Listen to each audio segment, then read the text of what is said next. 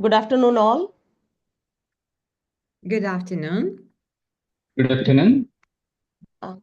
I welcome you all to the post session of the webinar today, which is technical session. And I hope our participants are ready with their presentations as well. Yeah. The technical sessions is divided into two, one slot from 2 to 3 p.m. and the other slot will be commencing from 3 to 4 p.m. The first session is jointly chaired by Dr. Rahul Sriram Sutke, Associate Professor and Head, Dr. Gopal Rao Ketkar Mahavidyalaya, Gadegaon, Telhara District, Akola, Maharashtra, and Professor Oksana Babalyuk, Professor, Foreign Languages and Translation Studies Department, Lviv State University of Life Safety. I heartfully welcome the eminent personalities who is going to chair the technical session. Welcome, ma'am. Thank you very much. It's my pleasure. Thank you so much, ma'am, for being here and sparing your valuable time to chair the paper presentations by our participants. I wholeheartedly welcome you, ma'am. Thank you very much. Similarly, Dr. Rahul Sriram Sutke, sir. Thank you, madam. Thank you so much, sir, for your august presence in this technical session. And you have accepted our invitation to chair the technical session of today's event. Thank you so much, sir. I welcome you on behalf of the Department of English of SDK Government Degree College, Vellukonda, Andhra Pradesh, India. Thank you, madam. So, ma'am, Oksana, ma'am, a small request to you. Yes. Ma'am, we feel highly delighted to have your presentation in the first slot, in the first time. So you can please present your paper or present your presentation now. And your topic is Paradigm Shifts in Contemporary Australian Literature. Right, ma'am? Yeah, thank you. Yeah, thank you very much. Thank you for inviting me, and thank you. It's my great honor to present my humble results on Australian literature. Thank you. So here, let me share my presentation. So today, a small request, ma'am. Sorry? A small request for all the participants, for all the paper presenters. Your presentation duration is 4 minutes and 1 minute will be allotted for your queries, right? Yeah, thank you very much. Thank you very much. Okay, ma'am. So over you too, ma'am. Yeah, thank you. Thank you for having me here. And let's talk about paradigm shift in Australian literature. The evolution of contemporary Australian literature. We can trace that shift is rather considerable and disconnected with the national cultural landscape. Historically, Australian literature often focused on colonialism topics, nature and identity. But however, now we can trace some shifts that reflect new voices, multicultural voices in contemporary Australian literature. But when we speak about national peculiarities of the Australian literature, we should start with bush realism and bush realism vocabulary. This as novels about bushy.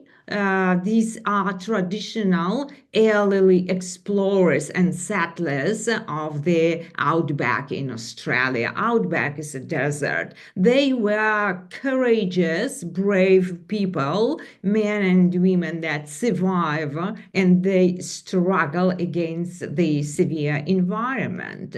The particular Australian national images are as follows: the swagman, the drawers and their wives, that's like cowboys in America, a sundowner, that's a man who is browsing about looking for a job. and I farm, of course. But today we can trace the representation of indigenous authors and stories in contemporary Australian literature. And I'm so happy that we can trace now the reunion of indigenous literature and culture in Australia. Such writers as Kim Scott, Alexis Wright, Melissa Lukashenko have brought indigenous experience forefront, offering fresh perspectives that were overlooked in mainstream literature. Their works dive into complex topics of colonization and suffering, cultural identity, resilience, the problems of lost generations, and thereby enabling a broader understanding of Australian history and culture. Then another feature, rather important to my mind, is the multicultural shift. And such writers as Alice Pang and Omar Musa explore the challenges of cultural identity and belonging, addressing issues like immigration, racism, and the search for home. That's the problem, as Australia is multicultural country, culture of immigrants. So these topics are rather important, and they reflect the complexities of modern Australian life. That's why Australian band Electric Fields on Eurovision 2024 sang their song under the title One Mukali, One Blood, in 2 languages simultaneously, in English and in one of the indigenous language, the oldest language in the world, Anango, and they were playing the oldest musical instrument, Jakarta. So another feature is the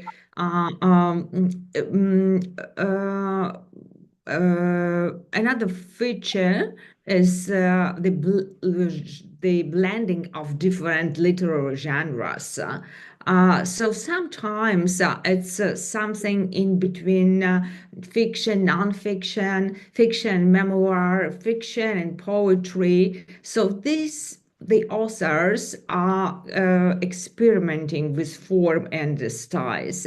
And this genre fluidity allows for more innovative storytelling, accommodating the multifaceted nature of personal and collective experiences. One more important topics for Australia in particular is ecological issues that the continent is facing, and they reflect the urgency of the climate crisis. Such writers as Richard Fanagant and Elizabeth Gilbert emphasize the relationship between people and the land, prompting critical conversations about sustainability and responsibility toward the environment, as environment is the key topic and the key issue for Australia from the point of view of contemporary అలాంటి 4 historical ముక్కలు cut చేయండి 4 గంటలు 4 high-tech, పెట్టేద్దాం ఇక్కడికి ఒకటి 5 high-tech ముక్కలు మొత్తం society, అక్కడ కట్ చేయండి అది and from the point of view of Aboriginal religious. అది joint joint Another issue is the digital age of Australian literature that allows a lot of platforms for writers to share their literary works, and they create unique narrative styles and formats, engaging more and more even young readers to youngsters, younger generation to appreciate the very process of reading. So in conclusion, I'd like to draw your attention to three particular features of contemporary Australian literature. That is national diversity, genre innovation, and critical social issues. The voices of Indigenous and multicultural authors are key in defining narratives, while the fusion of genres and ecological awareness enriches the literary landscape. Thank you for your attention. Thank you so much, ma'am. Any questions? Participants, if you have any questions, you can ask ma'am.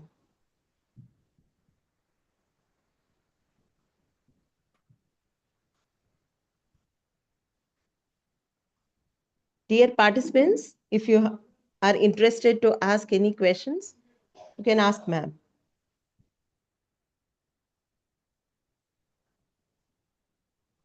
And as we're waiting for the questions, I would like to invite all of you to submit your articles in my journal, as I'm chief editor of the Philological Journal in Ukraine. So you are welcome.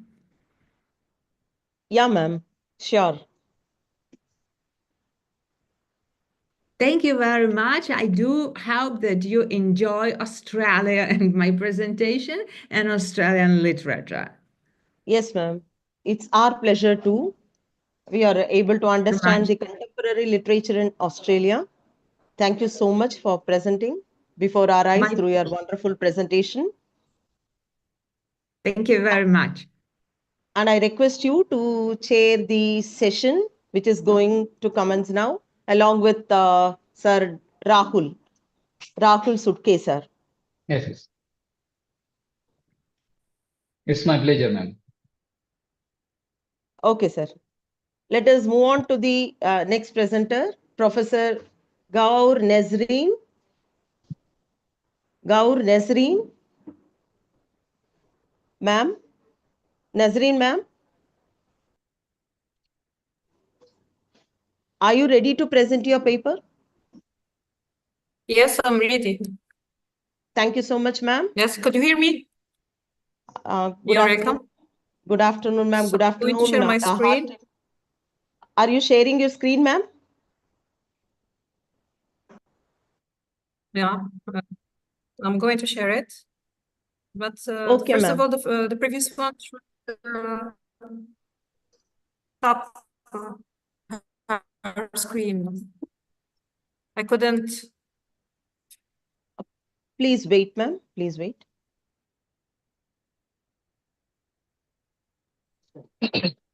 Sir, ma'am, you can share your screen, ma'am.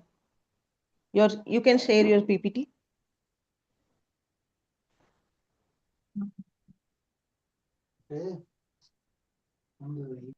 Yeah.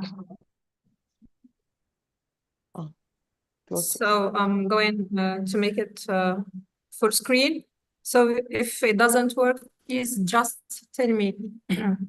So first Sure, of all, ma'am. good morning, everybody. Yeah. So the title of my presentation is Intercultural Communicative Competence Theory and Practice. So I start with the introduction. So as all we know here, that in the 1980s, communicative linguistics approaches shifted the focus from linguistic competence to communicative competence.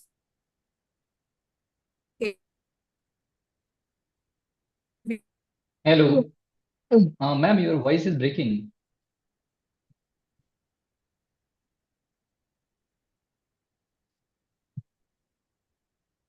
Excuse me, ma'am. Your voice is breaking, ma'am.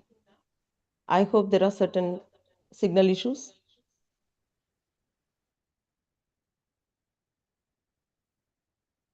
Involved that I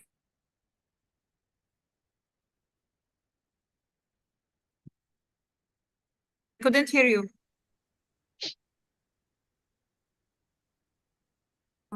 at work.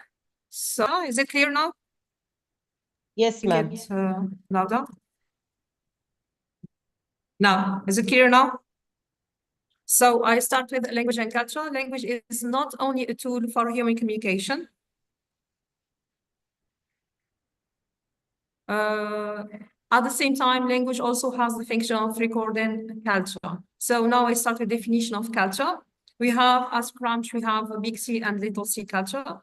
For the big C, it refers to history, institutions, the literature and art. And as it is referred also to as MLA, which means great music, literature, art of the country. Culture, little c culture refers to not native speakers' ways of behaving, eating, talking, dwelling their customs, their beliefs and values, and it is referred to as BBV, which means beliefs, behavior, and values. Now, intercultural competence, it refers to the ability of communicator to learn and adapt to different cultural habits and can deal with the cultural differences between the two communicating parties creatively. ICC is based on savoirs, that is, which means skills, abilities, values, and attitudes, rather than the transmission of knowledge.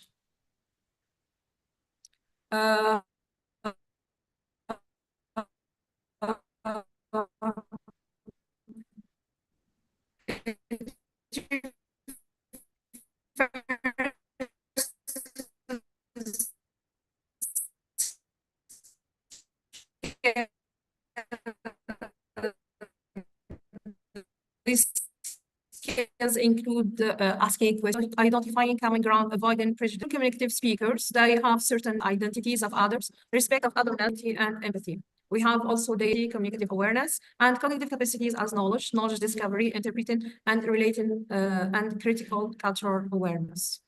Now, Byram's model of ICC includes 5 savoirs. The first one, it is intercultural attitude, which is savoir être, refers to openness, beliefs, and behavior of the interlocutor.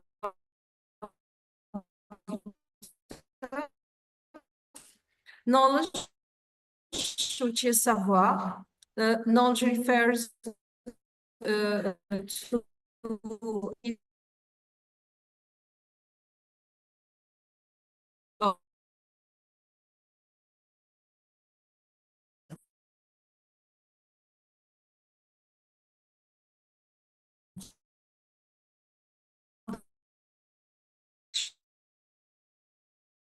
it is savoir apprendre or faire, refer to the ability to acquire and operate newly acquired knowledge, attitudes, and skills. And the last one, it is critical cultural awareness, which is savoir s'engager, is the ability to critically evaluate perspectives, practices, and products in one's own culture, as well as another culture. Now, what are the aim of ICC courses? As from the title here, we have theory and how we can practice the communicative skills, understand the linguistic and behavioral patterns, both of the target and the native culture at a more conscious level, develop an intercultural and international understanding, adopt a wider perspective in the perception of reality, make teaching sessions more enjoyable to develop an awareness in comprehension, interpretation, translation, and communication. Key guidelines here in the classroom, and here in our classroom, according to CACUR here 2006, in developing cultural language, need to understand cultural differences to recognize openly that everyone in the world is not recognized, is not just like me, that people are not all the same beneath the skin. Successful speaking is not just to master using grammatical correct words and forms, but also knowing when to use them and under what circumstances. Before learning about culture, students must be receptive to the concept of learning about cultures other than their own culture. Now, here are certain activities, brainstorming to map what participants have in mind about certain issues. Short presentations to find out about participants' experiences to provide input for further discussions. Critical incident to raise awareness of cultural differences and their importance as much as possible, what it is like to communicate with people from other cultures, and project work to give ideas for culturally enriching projects that participants can do with their trainees or students in their teaching work. And the last one is discussion, essentially after each of the which means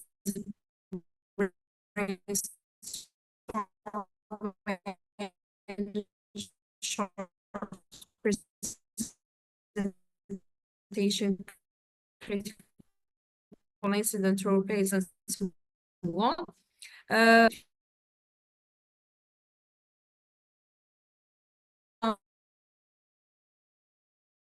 Excuse me, ma'am. Hello, ma'am.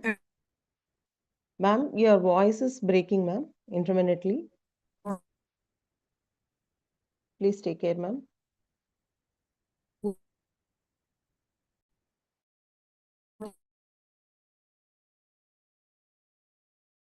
The view, and after by to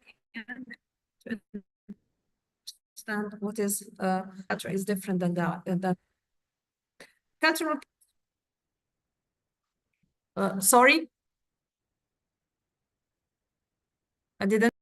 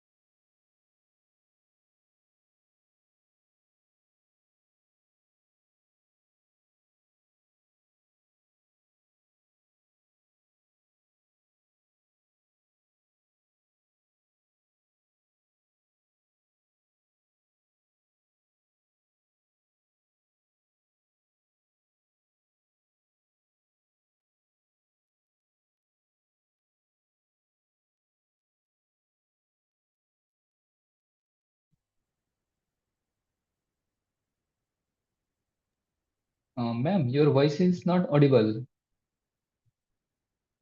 Sir, I think so. There is an issue from her side. Her connection yes. is lost, sir. Yes, that's fine. So shall we move on to the next Yes, presenter, yes. sir? I also think like, please move to next. Okay, sir. Ma'am, Oksana, ma'am, I'm moving to the next presenter.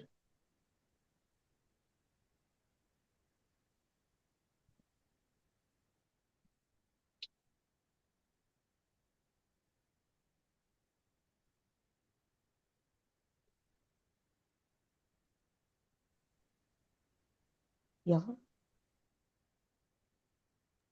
Hello, sir. Hello, madam. Who is next? Just a minute, sir. Yes. So could you hear me or no? I'm not sure.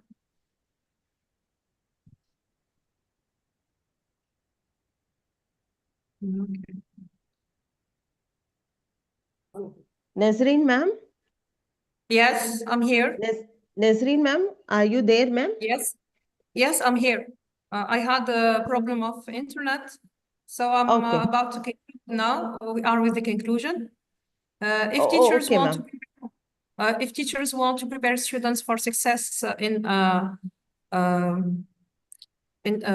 wait here, for success in a global interconnected world, intercultural competence must be an integral part of the foreign language curriculum.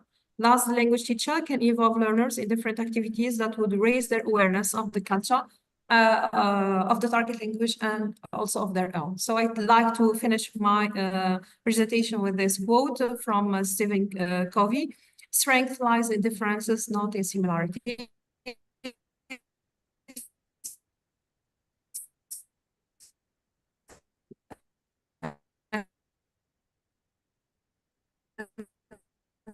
thank you for your listener.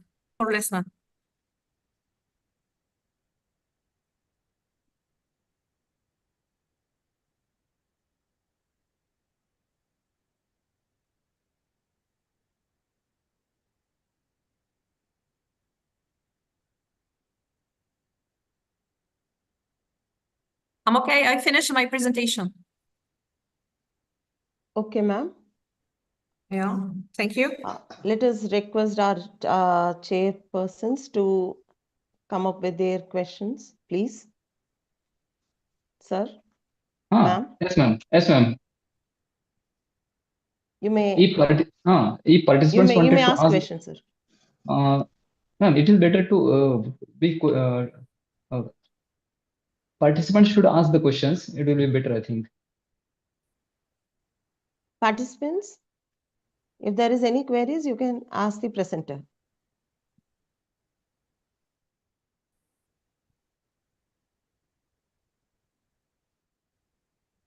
Otherwise, we can move to next. Okay, sir. Okay. Now we shall move on to Dr. Anju Mehra, who is going to present the topic on effective communication skill in English language. Dr. Anju Mehra, Dr. Ma'am. Is there any Are you- question? Because sorry, I have a session now.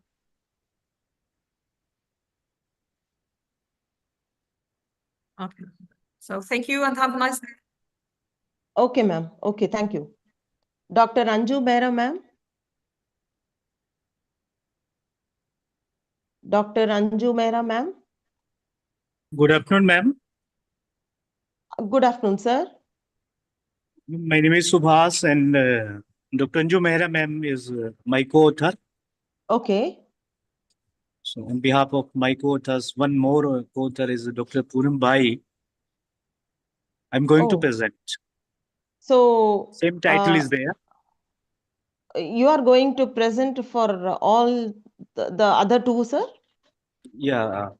Madam Poonam Bhai is also present here in the group. Okay. And I'm going to present. You can see Dr. Poonam Bhai, DP karke. She's present. That's okay, sir. Now Okay. I just want a mild clarification whether So, Dr. Anju Mehra, ma'am, is going to present or not. I am going to present, ma'am, on behalf of Okay. my On co-author. yes, on behalf of both, Yeah, yes. Dr. Yes. Yes, Dr. Subhash is going to present, ma'am. No, Dr. Mr. Subhas, sir. Research Scholar. Yes, yes, yes. Yes. Please continue. Okay, sir. Yeah. Good afternoon, everyone. Should I share the presentation? It's impossible for me because I'm having my laptop with me and I'm presenting on my cell phone. So I will share my presentation or PPT with you on your email ID consent. So a very good afternoon to all of you. This side Subhas, Assistant Professor, Department of English and Foreign Languages, Agarwal College, Ballabgarh, Faridabad, Haryana. The title of my presentation is Effective Communication Skill in English Language. As we all know, communication is a part of everyday life, whether we communicate in person via speech or on countless digital platforms via text or images. Effective communication is a key communicational skill requiring us to be clear and complete in what we are trying to express. Being an effective communicator in our professional and personal lives, it involves learning the skills to exchange information with clarity, empathy, and understanding. Effective communication in English involves clearly and concisely expressing ideas, actively listening, and understanding non-verbal cues to ensure messages are received and understood as intended. Here are some key aspects of effective communication in English. The first one, clarity and conciseness. Always use simple language.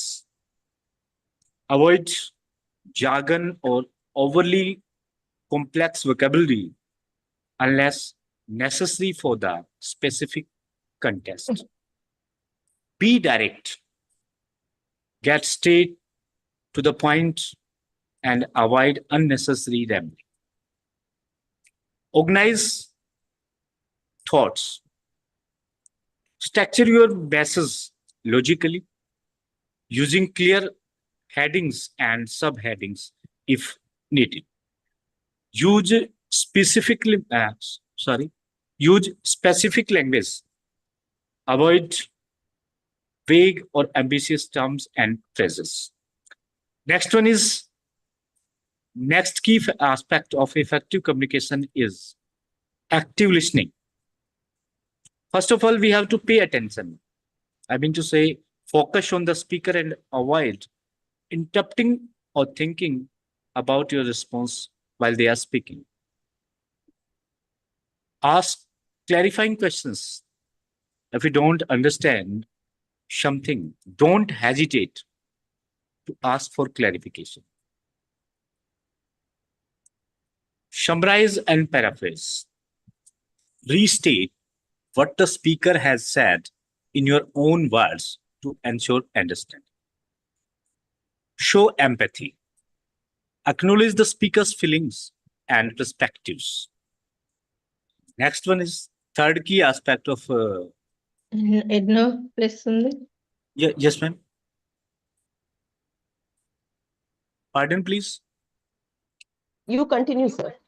Okay, thank you. Next one is, next key aspect of communication skills is non-verbal communication. Body language. Be aware of your posture, eye contact, and gestures as they can convey important information when you communicate in non-verbal form. Tone of voice.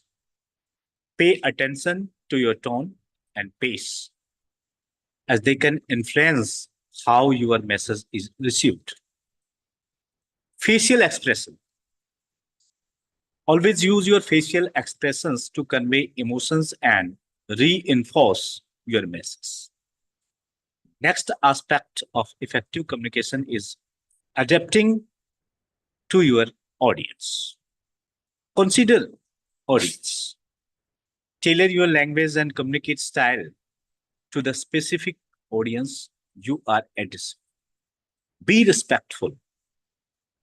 Treat everyone with respect, regardless of their background or beliefs. Be patient. Allow others time to speak and respond. The last one aspect, key aspect, is feedback and follow. Ask for feedback on your communication skills and be open to constructive criticism. Follow up. Ensure that your message has been received and understood by asking for confirmation or clarification. Be open to change. Be willing to adapt your communication style based on feedback and experience. So these are the aspects I have focused upon in effective communication skill in English language. This is all about from my side and my co-authors. Thank you, everyone.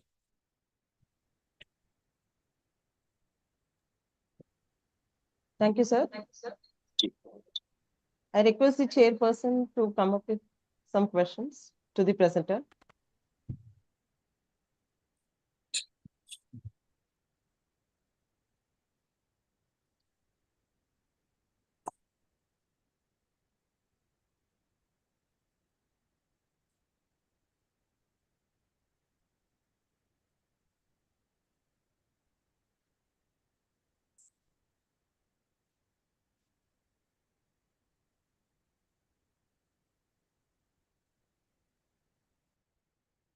Hello.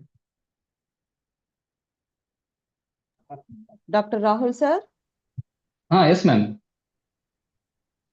Hello. Am I audible? Yes, sir. Yes, yes. Yes, audible, sir. Okay. Okay. If the participants wanted to ask the questions, it will be better, ma'am. Yes, of course, sir. But I think so participants are listening to the presentation. If at all they have some queries, they will be asking, sir. If you are interested to ask any questions to the presenter, No, you can proceed, sir. At last, I will say something, my words. Oh, okay, sir. Okay. It will be So shall better I move to. on to the next presenter, sir? Yes. Okay, sir. So next presenter is B. Aruna Sri Vidyadhari. Yes, ma'am. And yeah, ma'am. Welcome, ma'am. And your Yeah. topic is apartment psychology and changing human Apartment values. psychology. Yeah. Apartment And changing psychology human and values. Yes, ma'am. okay. My topic is apartment psychology and changing human values in Last Man in Tower with reference to Last Man Arvind in Tower. Adiga's. Arvind Adiga's Last Man in Tower, ma'am. Yes, ma'am. Okay, Here, ma'am. Okay. here this the very novel deals with Mumbai as its locale, and Mumbai we know as it is a metropolitan city with all the kinds of light and dark sides of issues and events kind of things. And my topic is related to the particular society where the very novel revolves around Vishram society, where people are of different mindsets, different attitudes, different lifestyles, and they all are of different attitude towards one another. Though they are in one particular area, they have their own mindsets, they have their own thought processes, and into this locality an antisocial element called Dharman Shah comes into the phase, offering so much of money to destruct the apartments and build his own society or his own empire, and create his own empire and gain more money. And here he offers so much of amount of money to all the people over here. And is it audible, ma'am? Yeah, am I clear? Hello. Yes, ma'am. Yes. Hello. You are audible. So You are audible. thank Please you, sir. continue. So here in this locality, there are many people of many kinds of issues, many kinds of problems. They face it, but then they live in a community living, as I told you, as the title speaks of, community living, and they have their own psychology, and they are friendly with each other, and they have their own coordination with one another. But then when this fellow illegal personality like Dharman Shah, builder, comes into the scene, all the things get shattered, and they discuss like whether to part with the apartments or part with the properties, or to leave the place and go to the other places and settle there or anything like that. And some are for the proposal and the others are against the proposal. But then when they come to know that this builder goes to any extent to even to kill the person or to threaten the person, then they had to accept the proposal of the money, and then they leave the old man Yogesh Murthy on his own, and they even complain that he is not a good man, he is not worthy, or he is they used to call him as Master Ji initially, but then in the course of time, this changes, and in the process, they abuse him that he doesn't give money to anyone, he doesn't offer any alms, or he doesn't teach properly to the children, or anything like that. And even there are many clashes with the person also, and they leave him alone, and they even go to an extent to kill him for the sake of money, and they push him to the top of the apartment, and they push him from there, and the kind of murder takes place in that particular book, in that particular novel, which speaks of changing mindset, changing values of human condition. And the apartment psychology, where initially they used to call him as Master G, or where they used to treat him with great respect and all. But then in due course of time, when he is opposing the thing that he doesn't want to leave the property and go away, because he has that kind of attachment, that what do you call, he used to stay there in that particular apartment with his wife and with his daughter, which they are no more now. And then he doesn't want to leave the property and go away. So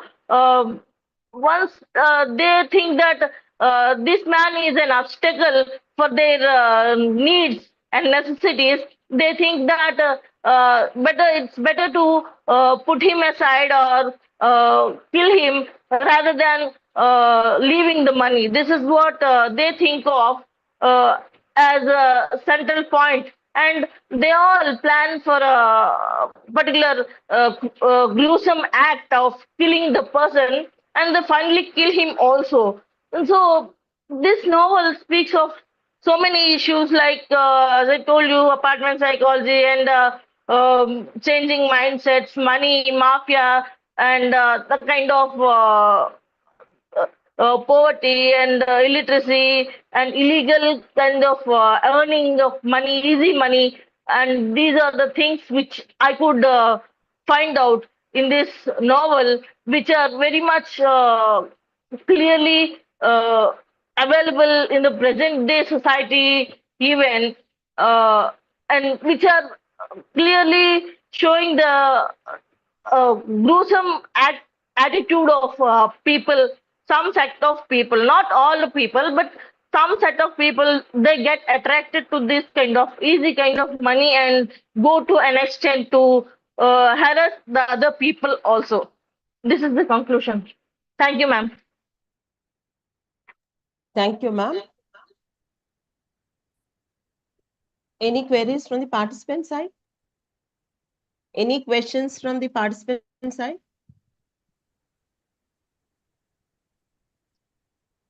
Okay, our next presenter is Shabana ma'am.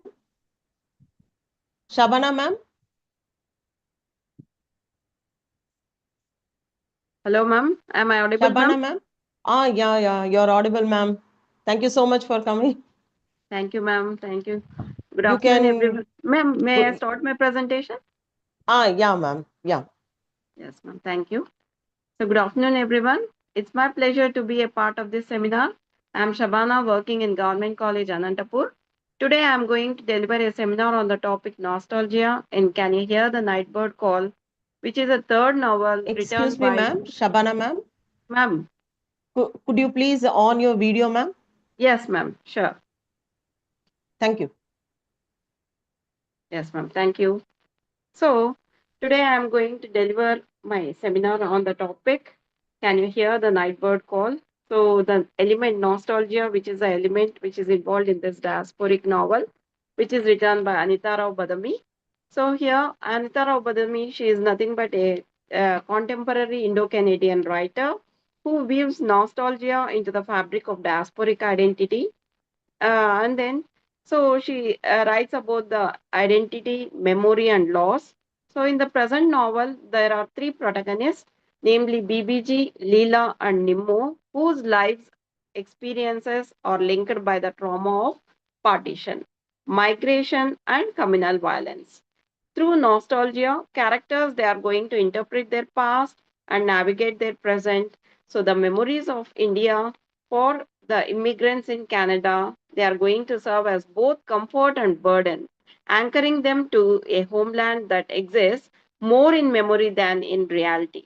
The novelist reveals how nostalgia it is going to preserve cultural identity and also distort perception, deepen isolation, and hinder healing. So here we are going to portray the tensions between remembrance and reinvention. And the novel also it emphasizes the complexity of longing for a lost world and amid the challenges of displacement and assimilation. And we are going to discuss about this nostalgia, which is both emotional and political in this novel in particular. And then it also manifests as an idealized vision of India, which is going to contrast with the racial and cultural alienation they face in Canada. So their longing it is kept to be alive through food, language, festivals, and community gatherings. So they are going to share each and everything in this Canada also. So the past it is going to often clash with their present realities and deepens their sense of rootlessness. So the novel it also portrays nostalgia not merely as sentimental longing, but it also as a profound emotional and psychological force that is going to shape how individuals they are going to deal with this trauma, forge identity, and imagine home. So and then so there are many theories which are going to be included in this particular novel. So it may be post-colonial theory, which highlights the displacement and identity struggles which, faced by the diasporic Indians in Canada and their connection to their homeland. And here we are also going to include this diaspora studies, which is going to highlight the complexities of diasporic life, including the challenges of cultural assimilation, nostalgia, and the longing for home. It is also going to examine the intergenerational conflicts that arise within diasporic communities. The trauma theory, feminist theory, psychoanalytic theory, and eco-criticism, all these are going to be included in this particular novel, which is written by Anita Rao Badami. So this is my presentation. So if you have any queries, please.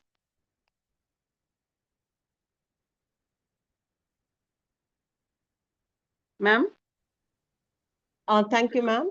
Yes, ma'am. Actually, the person who is chairing this technical session will be with his opinions and questions at the end of this technical session slot, ma'am. Okay, ma'am. Thank you, ma'am. Thank you for Thank- giving me this opportunity, ma'am. Thank you, ma'am. It's our pleasure too. Thank Thank you. Our next presenter is SRB Chakravarti. Chakravarti, sir. Yes, ma'am. Good afternoon. I'm Chakravarti from Government Degree College, Rampuchodavaram, Alluri Sitaram Raju District. I'm delighted to present my paper titled Paradigm Shifts in Literature from Canonical to Contemporary Voices. Literature, as we all know, is not static. It evolves with the times, echoing the social, political, and cultural shifts of human society.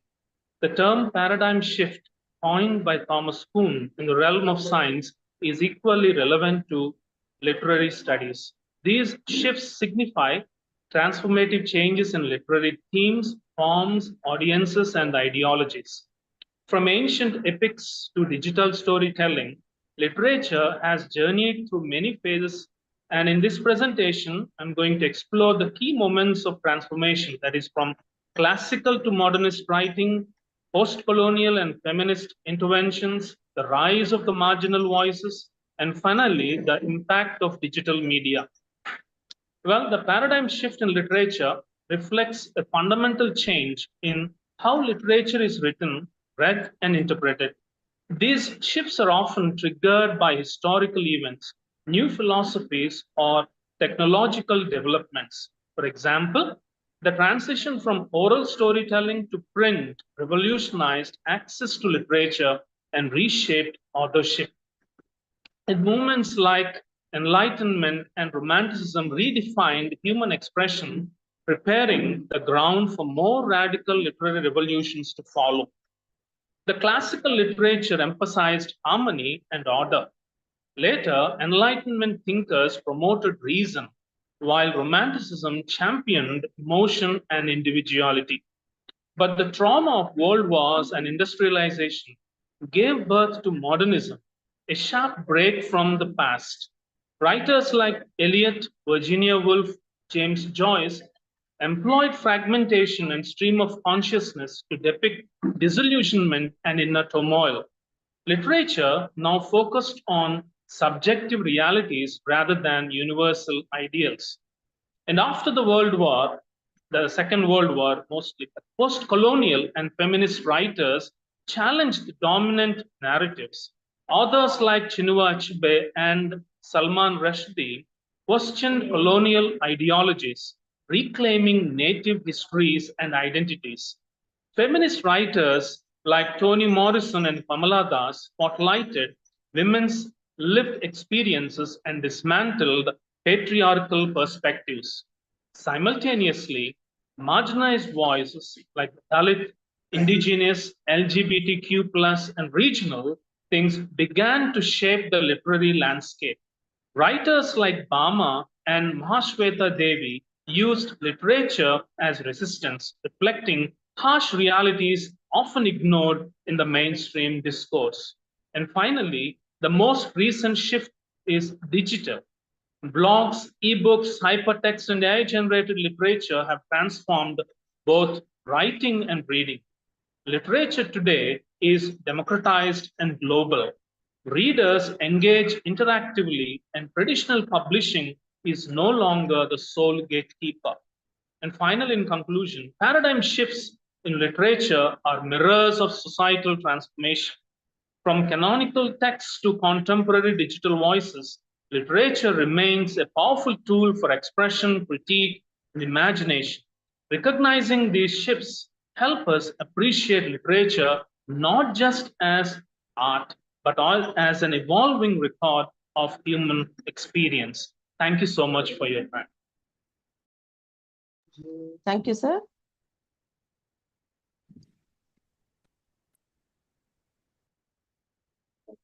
We shall move on to the last participant of this technical session, part 1, Akanksha Das. Yes, ma'am. Yeah, ma'am. Shall I start?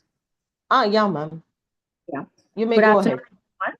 Respected chairperson, esteemed dignitaries, and my fellow participants. I'm Akanksha Das from Odisha.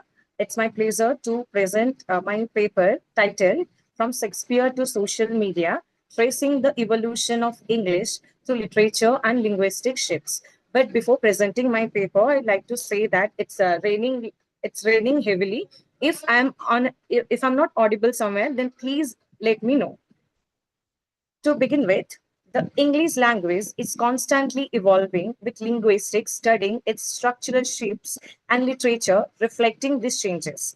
Literature not only showcases aesthetic use of language, but also captures its historical context. From Shakespeare's poetic innovations to today's digital shorthand, tracing English through literature reveals its rich linguistic journey starting in the 16th century and continuing into the 21st. Talking about the Shakespearean era, the 16th century saw major phonological shifts through the Great Vowel Shift, modernizing English pronunciation. Shakespeare, writing during this time, enriched the language by coining over 1,700 words like lonely and swagger and popularizing idioms still used today. His blend of archaic forms and neologisms showcased English morphological flexibility. Using abbing pentameter and blank words, he highlighted the language's rhythmic and syntactic depth, enabling richer emotional and philosophical expression. His works preached Middle and Modern English, influencing both spoken and literary forms. Shakespeare's legacy endures as a cornerstone in the evolution of English language and literature. Talking about the 18th century and 19th century, during these centuries, English underwent significant linguistic evolution. The printing press and Samuel Johnson's 1755 dictionary helped standardize the language. The rise of the novel brought linguistic innovation, with authors like Austen, Dickens, and Eliot reflecting real speech patterns and social identity through dialogue and dialects. This period also marked the early divide between British and American English, highlighting the close link between language, society, and literature. These literary contributions enriched English with diverse syntactic and phonological features. The era laid the foundation for modern literacy, linguistics, and global English edition. Talking about the 20th century, the 20th century marked a linguistic revolution in literature. Modernist writers like James Joyce and Virginia Woolf redefined narrative structure and syntax, using stream of consciousness, fragmented sentences, and non-linear grammar to mirror the complexities of the human mind. Joyce's Ulysses and Woolf's Mrs. Dalloway exemplified how language could be stressed to reflect psychological depth. Simultaneously, authors like Chinua Achebe reshaped English to reflect indigenous identities. Achebe's Things Fall Apart blended Igbo proverbs and idioms with English, creating a hybrid linguistic style that challenged colonial norms. As English globalized, it evolved into a flexible and cultural medium, absorbing linguistic features from diverse languages and cultures. Last but not the least, to conclude with, the English language has evolved dramatically across centuries, shaped by literary innovation, social change, and technological advancement. From Shakespeare's inventive wordplay to the class-conscious realism of the 18th and 19th centuries, the experimental modernism of the 20th, and today's digital brevity, English has adopted to reflect its time. So by tracing this journey, we see how English has grown into a flexible global medium.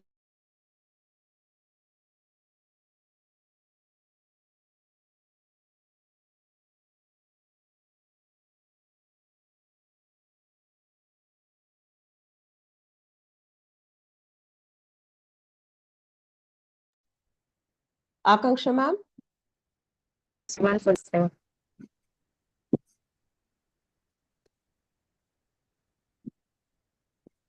Akanksha ma'am? Yes, ma'am. Hello. Yes, ma'am. Yes, ma'am. Have you completed your presentation? Yes, ma'am. Yes, ma'am. I have completed. Just now I have completed, ma'am. It seems that while you are presenting the concluding part, your Yes, ma'am. connection has been lost. That is why Yes, I ma'am. Due to confirmed. rain, should I continue 2-3 lines or should I conclude? It's okay, ma'am. You can continue, ma'am. You can continue. Yes, ma'am. Thank you for giving me the opportunity. Once again, Okay. I'm seeing the conclusion. So to conclude with, the English language has evolved dramatically across centuries, shaped by literary innovation, social change, and technological advancement.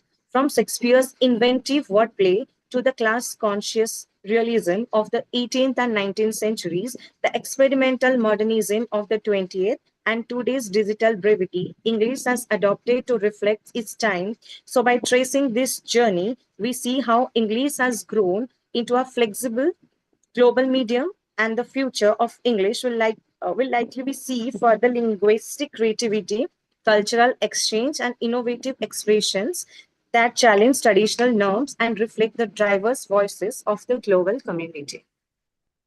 Thank you. Thank you, ma'am. So with this, we have come to the end of the first slot of our technical session. May I now request our chairpersons to come up with their opinions and questions in this regard.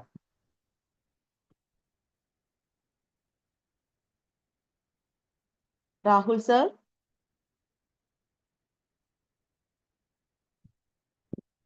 Dr. Rahul sir.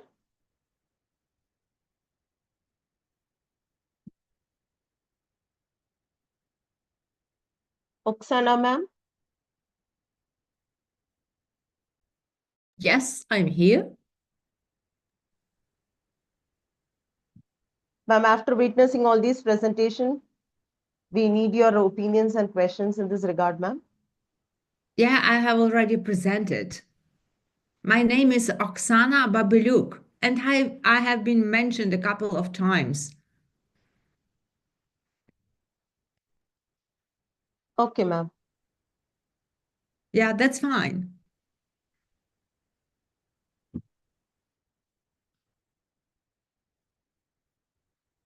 Dr. Rahul, sir.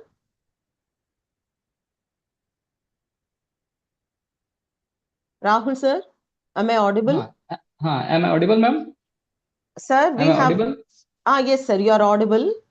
Okay, thank you.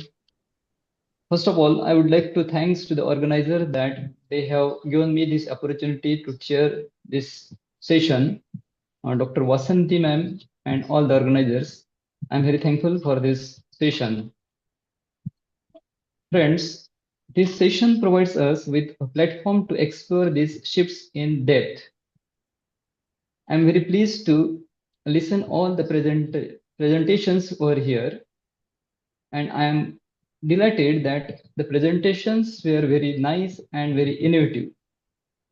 It is through such conversations that we push the boundaries of knowledge and enrich our collective understanding.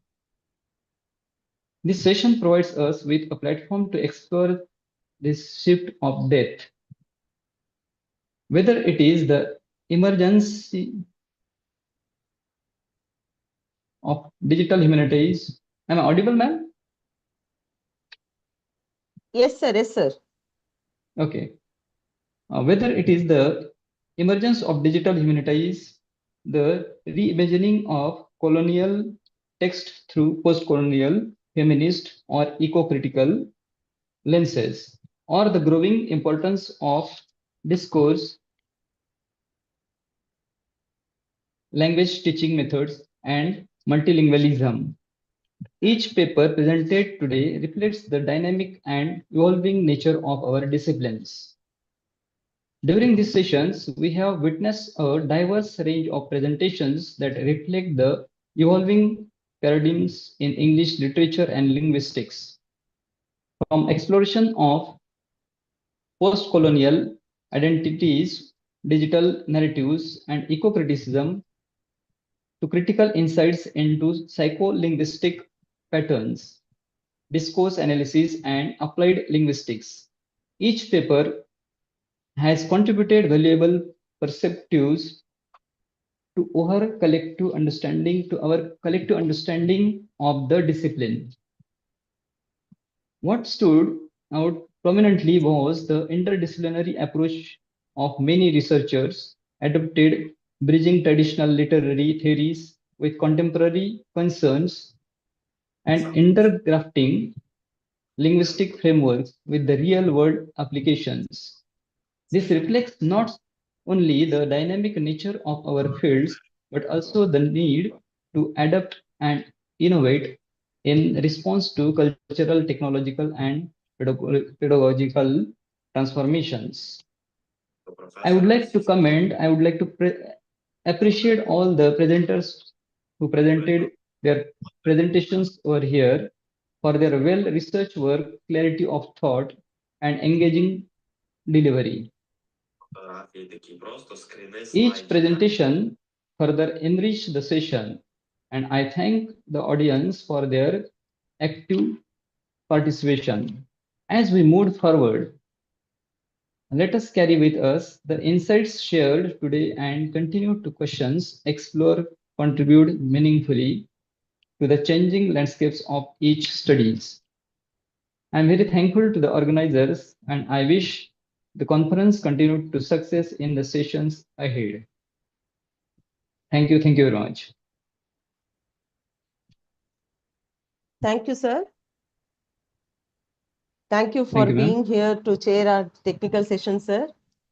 Thank you, ma'am. Giving us your valuable feedback of all the participants' presentation. Thank you. Thank you for your insightful feedback and comments, sir. Thank you so much, sir. Okay, thank you, ma'am.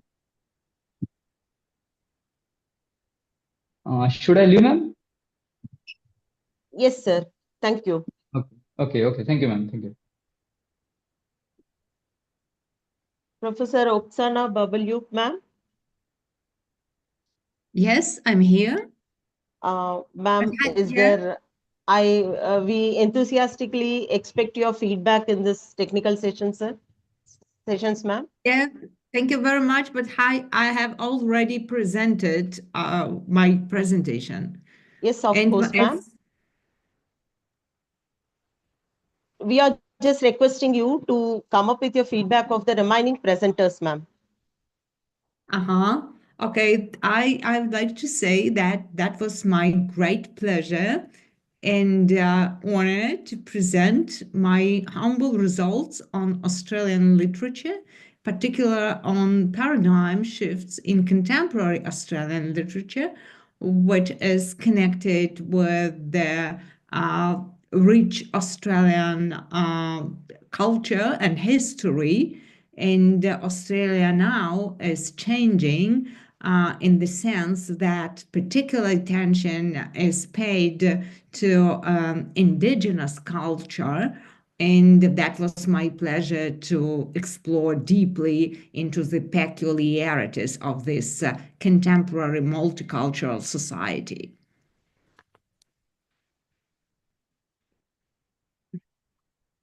So thank you so much, ma'am, for presenting your paper as well as chairing this technical session. We are highly delighted for your participation, ma'am, and sparing your valuable time for us. Thank you so much, ma'am.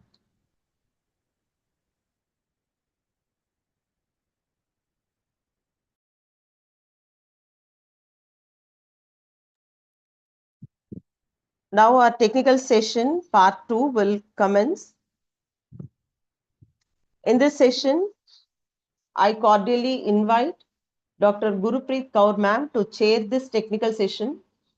Dr. Gurupreet Kaur, Assistant Professor and Head, PG Department of English, Sri Guru Tej Bahadur Khalsa College, Sri Anandpur Sahib, Punjab. Welcome, ma'am. Thank you very much. Very happy to see you, ma'am. Namaste. Namaste, ma'am. कैसे हैं? ठीक है, ma'am. Thank you for giving me this opportunity. Thank you so much, ma'am. It is our pleasure to have you here as a part of this webinar to chair this technical session. Thank you very much. We look forward for your chairing as well as your feedback at the end of this session, ma'am. Sure, ma'am. Sure. Thank you, ma'am. The first participant of this technical session is Dr. Sunita Yadav. Sunita, ma'am.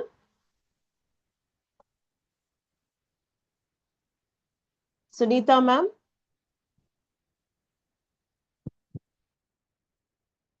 Nara. Dr. Sunita, ma'am. Ma'am, are you there? Hello, ma'am.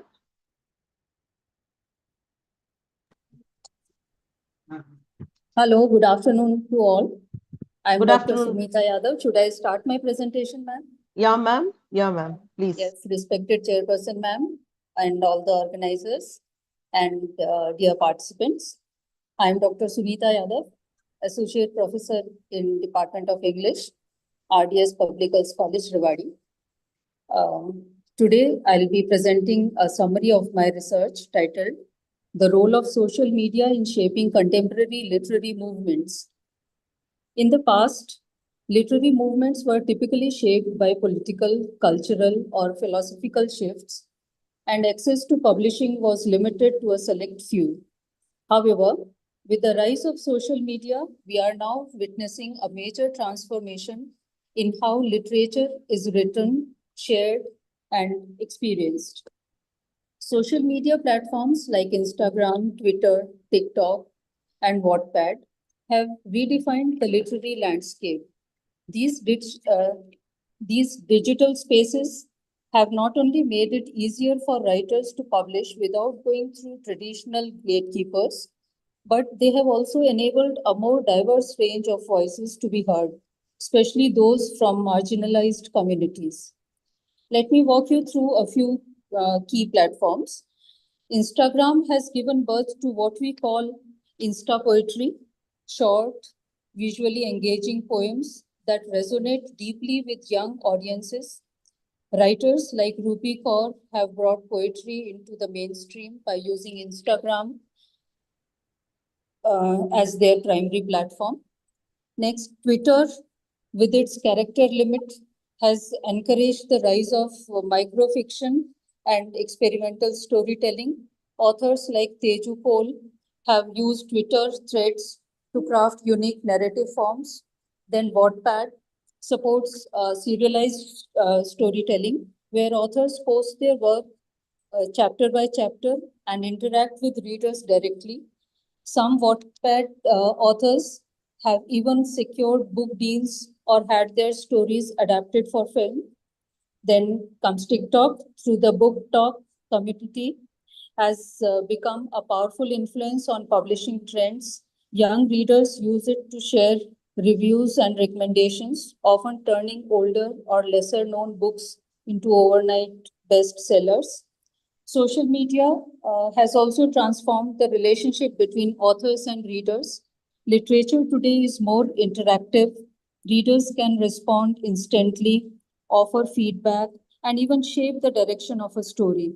These platforms create global literary communities that transcend borders and cultural boundaries. However, there are challenges. Viral content often gets more visibility than work with literary depth. There's also the issue of preserving digital literature and protecting authorship in such fast-moving environments. In conclusion, social media has revolutionized how literary movements form and evolve. It has made literature more accessible, diverse, and dynamic, even though it comes with its own set of complexities.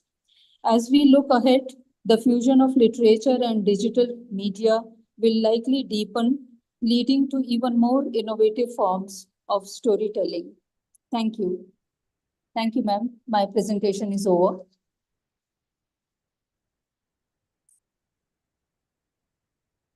Hello. Hello. My presentation is over. Would there be a question answer session right now or after all the presentations are over? Vasanti ma'am, I think we can take it afterwards. Yes, ma'am. Okay. Okay, then thank you. Please wait till the end of the session, ma'am, so that ma'am, after witnessing all the presenters, shall come up with her feedback and opinions and questions. Okay, sure, sir. Sure, ma'am. Thank you, ma'am.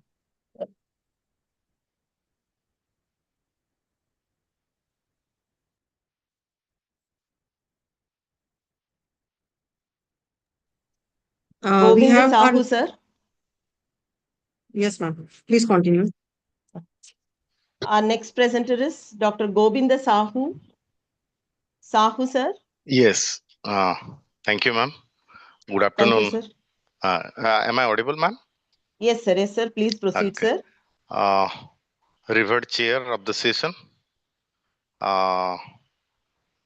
honorable organizer, ma'am, ma'am Basanti, Dr. Basanti, ma'am, and my fellow presenters over here in this grand occasion. The title of my paper is The Worst Daughter Ever, Voicing Against Societal Power Dynamics. Life is neither easy nor trouble-free if you are a girl.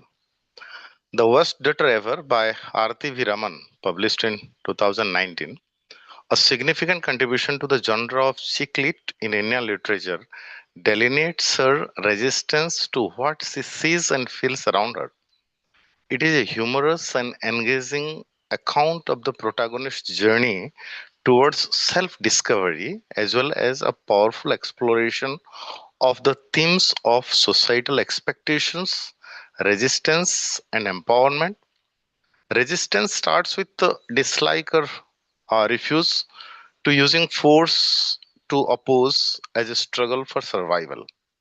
In literature, a new genre of resistance literature has come into existence. Resistance may be against casteism or apartheid, patriarchy or spouse, social behavior, or political turmoil. A host of writers have articulated their changing notions as resistance, and it is supposed to be a shifting paradigm in literature. And in the modern era, many women writers have come up with their sharp weapons. Feminism as a form of resistance has emerged and undergone many transformations in the meantime. With the advent of its third wave, chick lit as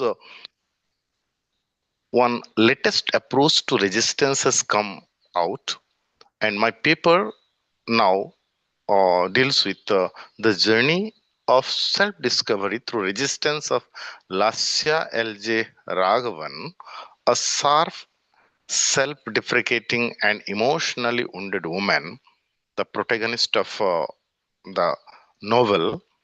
As a single financially struggling playwright, estranged from her conservative South Indian family, LJ embodies the archetype of the black sheep, a woman who defies traditional expectations of femininity, familial duty, and success.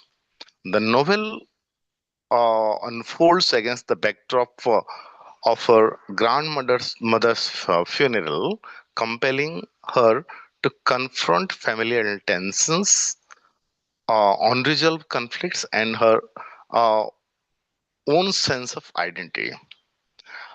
This paper examines how Raman, the author, utilizes LJ's character to critique societal power dynamics, highlighting themes of autonomy, redemption, and resistance. By portraying her struggle for self-acceptance and recognition, the novel underscores the transformative power of challenging oppressive structures and redempting one's place within them.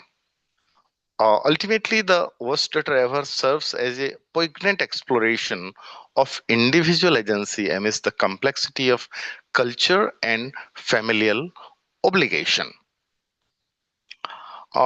If we proceed further to analyze the novel, unlike traditional literary heroines who achieve resolution through marriage or material fulfillment, Elsie's are uh, about confronting internalized guilt and social expectations. Her status as unmarried, financially unstable, and emotionally aloof makes her an anti-heroine in the eyes of her family and society. Yet, it is precisely through this failure to conform that she articulates her autonomy. Her refusal to perform ideal daughterhood becomes a feminist act, an assertion of selfhood in defiance of cultural conditioning. Uh, to conclude with, uh, the worst daughter uh, ever, while this novel includes romantic elements, particularly Elsa's evolving relationship with her childhood friend, the romance is never positioned as her ultimate salvation. This is a critical divergence from traditional narrative arts in both romance and chick lit, where love often resolves a woman's identity crisis. In Raman's novel, the romance is secondary to LJ's personal growth and emotional healing. What the novel does instead is uh, present love as a space of negotiation rather than submission. LJ learns to love not by changing who she is to fit someone else's expectations, but by confronting her own emotional barriers. Her eventful openness to romance is not a compromise of her independence, but a sign of her growing self acceptance. This nuanced portrayal avoids the trap of equating romantic fulfillment with feminist progress, allowing the narrative to maintain its critical edge. A key aspect of Elja's journey is her relationship with her family, particularly her estranged father and mother. The novel resists the urge to provide a neatly resolved reconciliation. Instead, Raman allows to confront the pain of emotional neglect, betrayal, and the burden of being misunderstood. Importantly, when Elsa begins to repair this relationship, she does so on her own terms, not out of guilt or duty, but from a place of emotional maturity. And this choice affirms the feminist stance that reconciliation should not come at the cost of self erasure.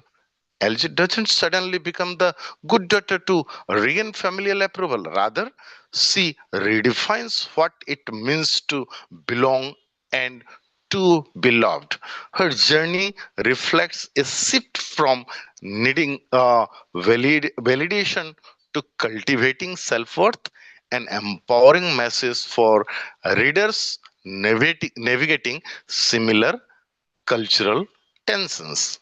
And to conclude the final lines, through the lens of humor and emotional honesty and narrative intimacy, this novel reimagines the worst daughter not as a figure of shame but as a symbol of resistance and transformation. LJ's journey is not about redemption in the traditional sense, but about redefining success, love, and identity on her own terms. In doing so, the novel speaks to the generation of women who are tired of conforming and are finally ready to reclaim their voices, even if it means being the worst daughter ever. Thank you. Thanks a lot. Thank you so much, Sahu sir. Thank you for your presentation. Welcome, ma'am. Our next presenter is Priyanka Malik. Ma'am, are you there? Priyanka ma'am?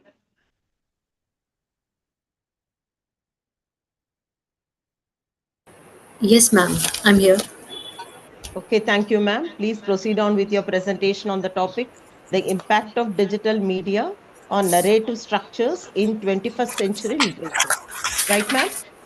Yes, ma'am. Yes, ma'am. Respected chairperson, esteemed organizers, and my dear Excuse me, fellow ma'am. participants. Yes, Excuse ma'am. me, ma'am. Please turn on your video, ma'am. Sure, sure.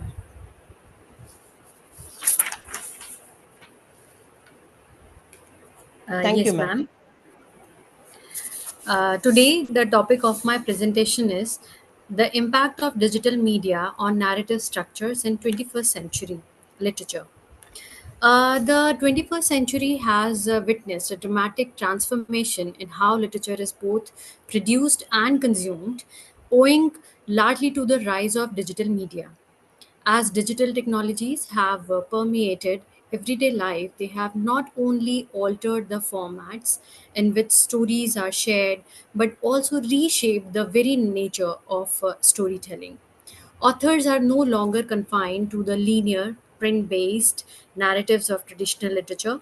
Instead, they are embracing new forms of narrative structures that leverage the capability of digital media, such as interactivity, non-linearity, and multimedia integration. This paper, the ways in which digital media has influenced narrative structures in contemporary literature, focusing on three key developments: hypertext fiction, interactive fiction, and transmedia to storytelling. By analyzing representative works from each category, this study highlights how digital media enables authors to create more dynamic, participatory, and immersive storytelling experiences.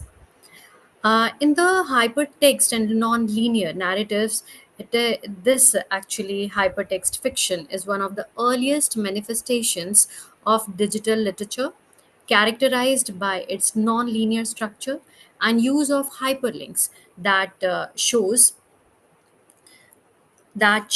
allow readers to navigate the narrative in multiple ways. In hypertext literature, the reader becomes an active participant in the construction of meaning. The text no longer dictates a single, fixed storyline. Instead, it presents a network of interconnected segments or lexias, which the reader navigates through links. This decentralized narrative structure mirrors the architecture of the internet and aligns with postmodern literary theory, emphasizing multiplicity, intertextuality, and the instability of meaning. Interactive fiction and reader participation. It takes the concept of reader involvement even further by incorporating elements of gameplay and decision making into literary experiences.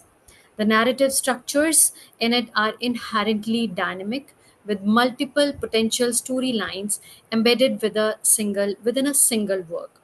These narratives often rely on natural language processing, algorithms, and decision trees, creating a complex web of narrative possibilities. Such structures challenge traditional notion of authorship and narrative authority as a reader's choices become integral to the storytelling process. Transmedia storytelling refers to narrative that unfold across multiple media platforms, each contributing a unique perspective or piece of the story. This approach has become increasingly popular in the digital age, where authors and creators use websites, social media, video, podcast, and other digital platforms to tell interconnected stories. This form of storytelling expands the boundaries of literary narrative by incorporating multimedia elements such as video, audio, animation, and interactive design. It also invites a collaborative relationship between creators and audiences, as fans often contribute content, theories, and discussions that become part of the narrative ecosystem. The transformation of narrative structures through digital media challenges the traditional frameworks of literary analysis. Scholars must now consider the materiality of digital text, the role of the reader as co creator, and the multi platform nature of many modern narratives. Literary criticism must evolve to include tools and methodologies from media studies, game studies, and digital humanities. Moreover, these new forms of storytelling have blurred the boundaries between literature, art, and entertainment. The rise of digital storytelling requires a re evaluation of literary canons and a recognition of new genres and formats that are increasingly central to contemporary cultural production. To conclude, digital media has had a profound impact on the narrative structures of 21st century literature. Through hypertext, interactive fiction, and transmedia storytelling, authors are redefining the possibilities of narrative fiction and transmedia storytelling. Authors are redefining the possibilities of narrative form, fostering new kinds of reader engagement and creative expression. As the boundaries of literature continue to expand in the digital age, scholars and readers alike must embrace a more inclusive and interdisciplinary understanding of storytelling. This evolution not only reflects technological advancement but also responds to the shifting cultural landscape in which audiences seek greater agency, interactivity, and connectivity in their narrative experiences. The digital revolution in literature represents not a departure from tradition, but a dynamic reimagining of what storytelling can be. Thank you so much. Thank you so much, ma'am. Thank you, ma'am. I request you to wait till the end while our chairperson shall give her feedback and opinions. Sorry, ma'am, Please. can you repeat it? Please wait till the end of the session, ma'am. Sure, ma'am. Thank you. Thank you.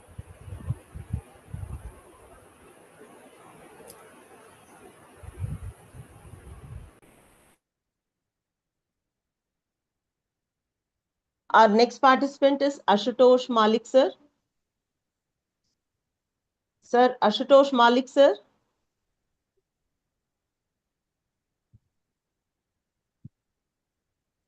Please, sir. Ashutosh Malik, sir. Yes, ma'am. Yes, ma'am. Sir, please proceed on with your presentation, sir. Yes, ma'am. Yes, ma'am. Your topic is paradigm shifts in Indian literature from Vedic ma'am. period to the present age. Yes, ma'am. Good Thank you, afternoon, ma'am. sir. Good afternoon, everyone. It is my proud privilege to stand here and speak few words on paradigm shift in Indian literature from Vedic age to present age. Paradigm shift literally means change of fundamental views in science or philosophy. It happens not only in science or philosophy, but also in every branch of knowledge. And such changes are subjected to the change of concept and external impacts. Let us take the example of the change of views towards God in Hindu literature. In the words of John Hopkins, in the Vedic age, man persuaded God in the Upanishad age, man feared God, and in the Puranic age, man created God. Modern age man tells, I am God. The entire Rig Veda, with its 10,000 hymns is based on the persuasion to the God to do certain things for the authorities. Those authors or hymns writers were faced the threat of indigenous Indians. They prayed God to come down from heaven and help them. They even offered God some soma rasa, an intoxicating drink, and even havisanna, sacred rice, milk, butter, and ghee. In the Upanishad age, man feared God. He feared the repercussion of gods due to his own deeds on the basis of his concept. The 24 Upanishads were composed by the sages.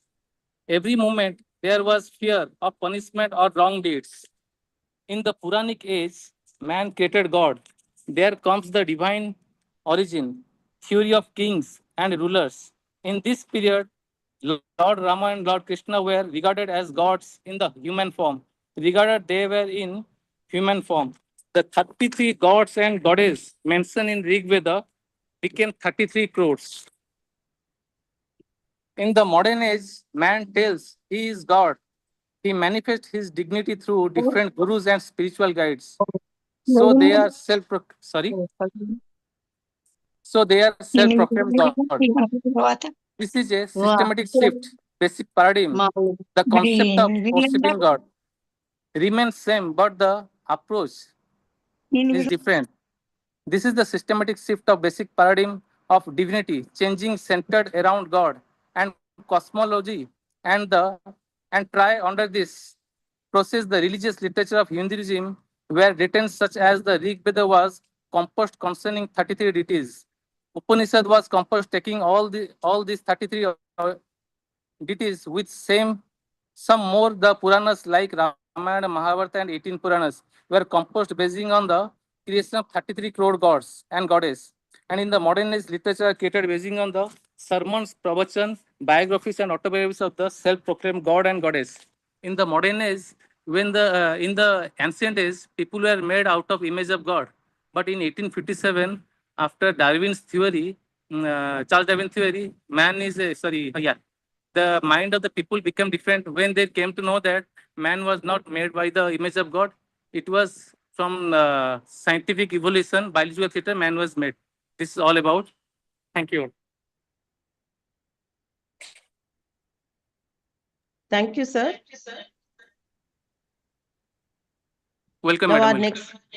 Our next participant is Dr. B. Gayatri. Gayatri, ma'am.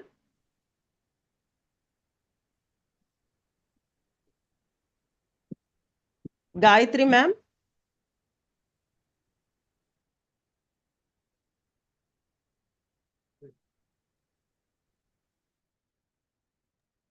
Dr. B. Gayatri ma'am, are you there ma'am?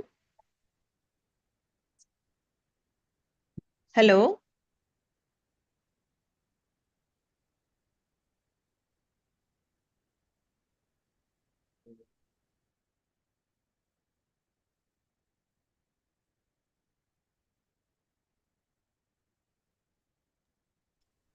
Our next presenter is Dr. B.V. S.K. Shastri. Shastri sir. Yes, madam, I am Gayatri. Yeah, ma'am. Okay, you proceed on with your presentation, ma'am. Okay, madam. Thank you, madam. Okay, Good ma'am. afternoon to all. Myself, I am Dr. B. Gayatri, Assistant Professor of Hindi, Government Degree College, Narsampet, Autonomous, Warangal. My topic is paradigm shifts in applied linguistics, its impact on research methodology and findings.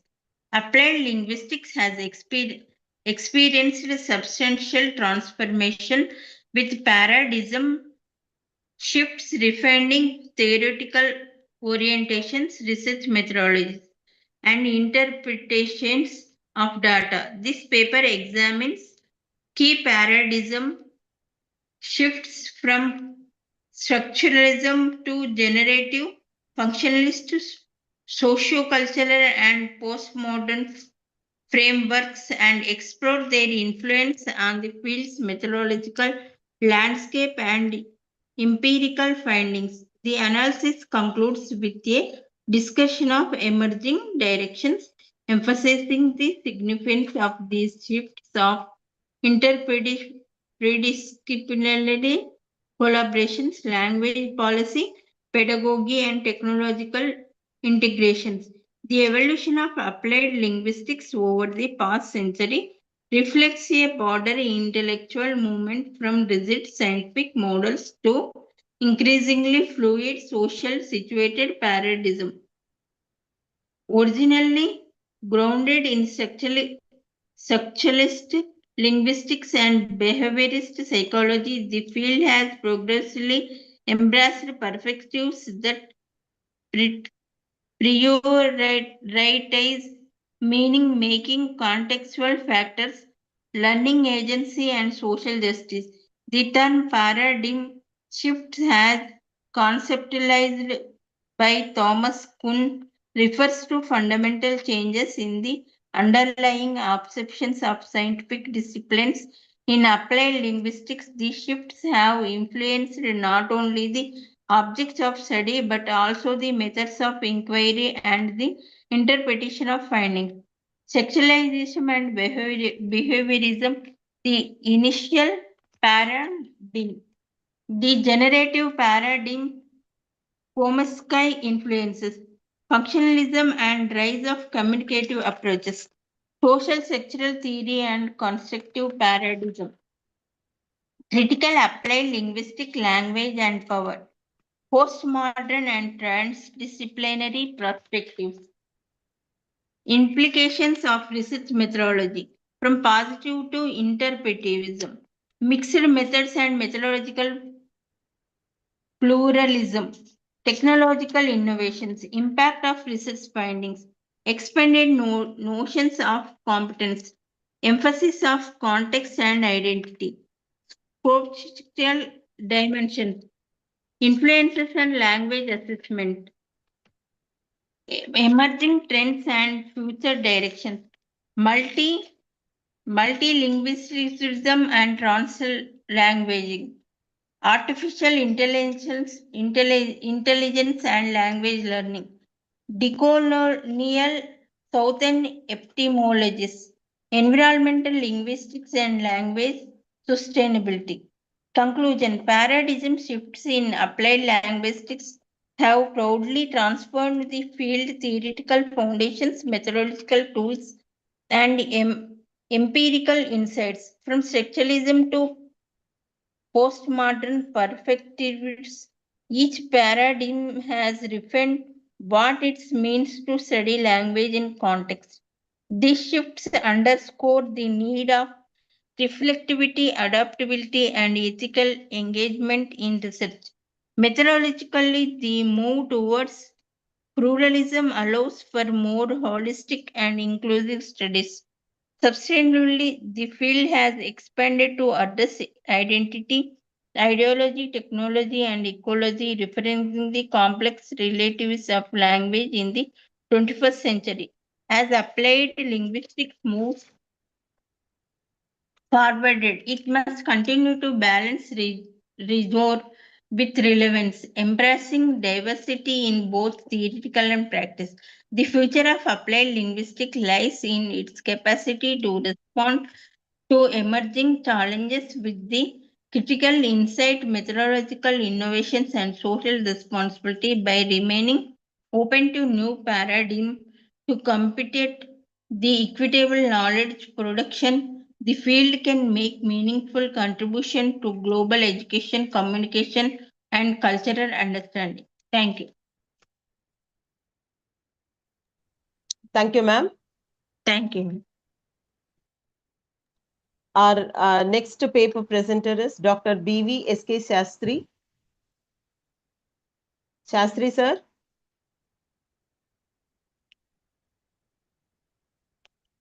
Shastri, sir. Yes, madam.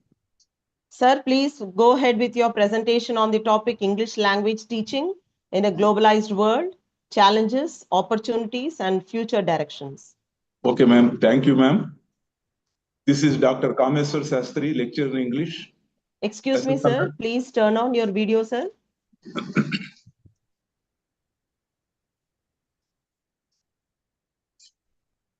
Now, is it okay, madam?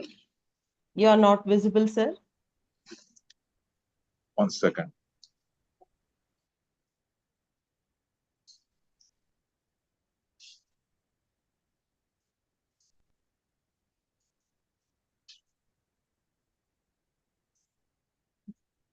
Yes, now, madam. Sir, I couldn't see your video, only the profile pic is there. Excuse me, earlier it was visible. Please switch on the button.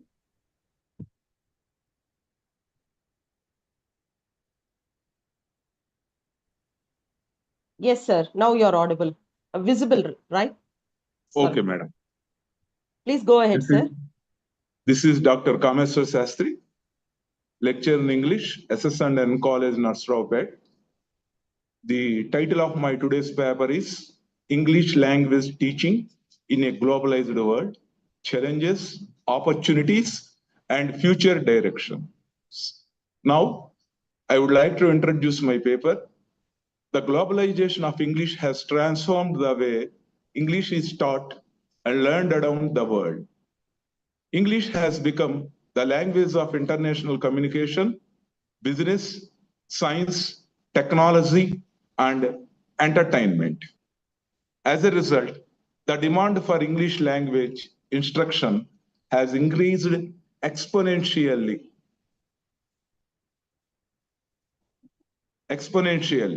creating new challenges and opportunities for English language teaching. The spread of English as a lingua franca. The spread of English as a lingua franca has created new opportunities for communication and collaboration across linguistic and cultural boundaries.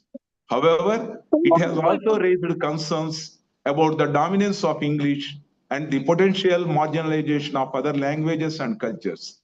The rise of English language teaching in non-English speaking countries.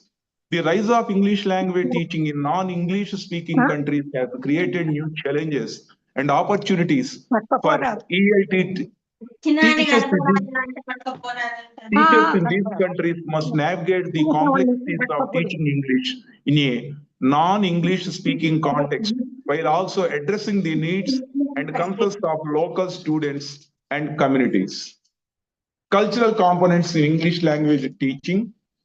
The increasing importance of cultural competence in English language teaching requires teachers to move beyond traditional notions of language instruction and to incorporate cultural awareness and understanding into their teaching practices. This includes teaching students about different cultural norms, values, and practices, as well as encouraging them to reflect on their own cultural identities and biases. Implications for ELT methodology, materials, and assessment. The trends outlined above have significant implications for ELT methodology, materials, and assessment. Teachers must adopt their teaching practices to accommodate the diverse needs and backgrounds of their students, while also incorporating cultural competence and awareness into their instruction. Materials and assessment must also be revised to reflect the changing needs and contexts of English language teaching. Challenges. There are language barriers, cultural differences, diverse learning styles, limited resources, and all are called challenges. And opportunities are also there. Increased communication, cultural exchange, innovative teaching practices, and understanding. Now, future directions. Teacher education, materials development, assessment and evaluation, technology and integration. Coming on to teacher education, providing teachers with the training and support they need to teach English in diverse contexts. And material development, developing materials that reflect the diverse backgrounds and experiences of students. Developing assessment and evaluation methods that are fair and valid for students from diverse elements. Last but not the least, technology integration, using technology to provide access to diverse resources and promote collaboration and communication. Now, I would like to conclude my paper. English language teaching in a globalized world presents both challenges and opportunities.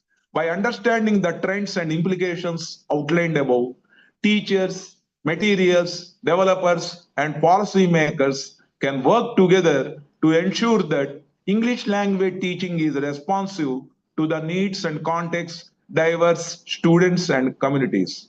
Thank you all. I thank one and all for giving us the opportunity, and thank you, ma'am, and thank you all the co-participants for listening very patiently my paper. Thank you all. Thank you everyone, ma'am. Thank you, sir. Any queries, ma'am, please? Sir, actually, after the end of all the paper presentations, Okay. Gurupreet ma'am, who is chairing this session, will be coming up with her feedback and questions and queries, sir. Thank you, ma'am. I request you to please be present till the end of this session, sir. Thank you, ma'am. Thank you for Okay, giving me the opportunity once again. Okay, sir.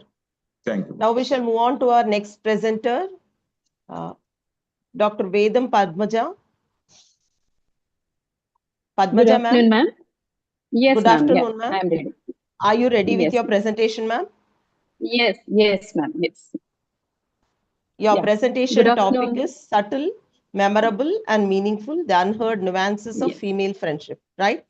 Yes, yes, ma'am. Yes, ma'am. Yeah. Thank you, ma'am. Please go Thank ahead you, with ma'am. your presentation.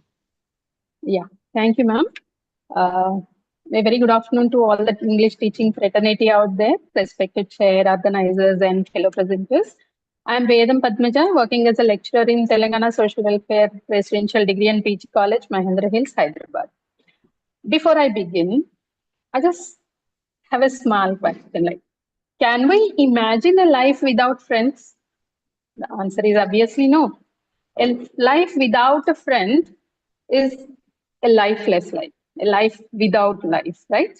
But surprisingly, or maybe unfortunately, at one point of time in history, women were not considered to be worthy of friendship. Women were, people thought that women cannot make friends. See, female friendship was always equated with frivolous gossip. And women were considered to be impulsive. Okay, so the title of my presentation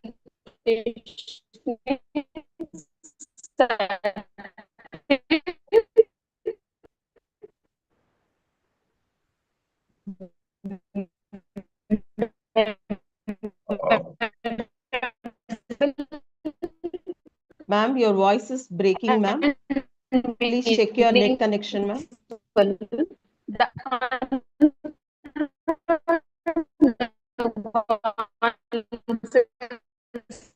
Female friendship, right? So these days, fortunately, female friendship is now gaining momentum, and female camaraderie is a word now.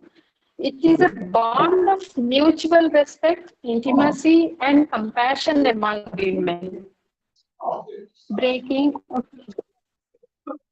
Yeah, sure, ma'am. I'll do that one. Give me a minute.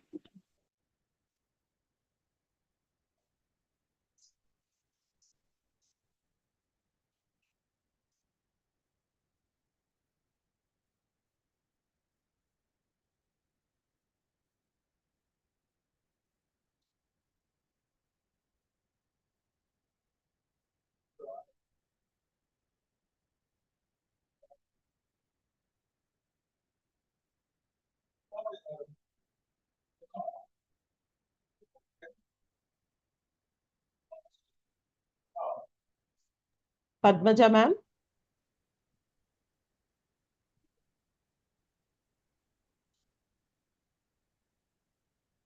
Padmaja, ma'am. Hello.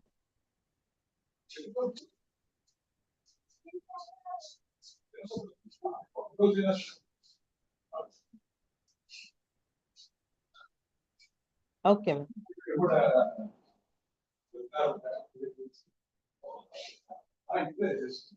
Ma'am, am I audible now? Hello? Yes, ma'am. Yes, ma'am. You're audible. Yeah. Yeah, ma'am. I'm talking about female friendship. It's subtle nuances.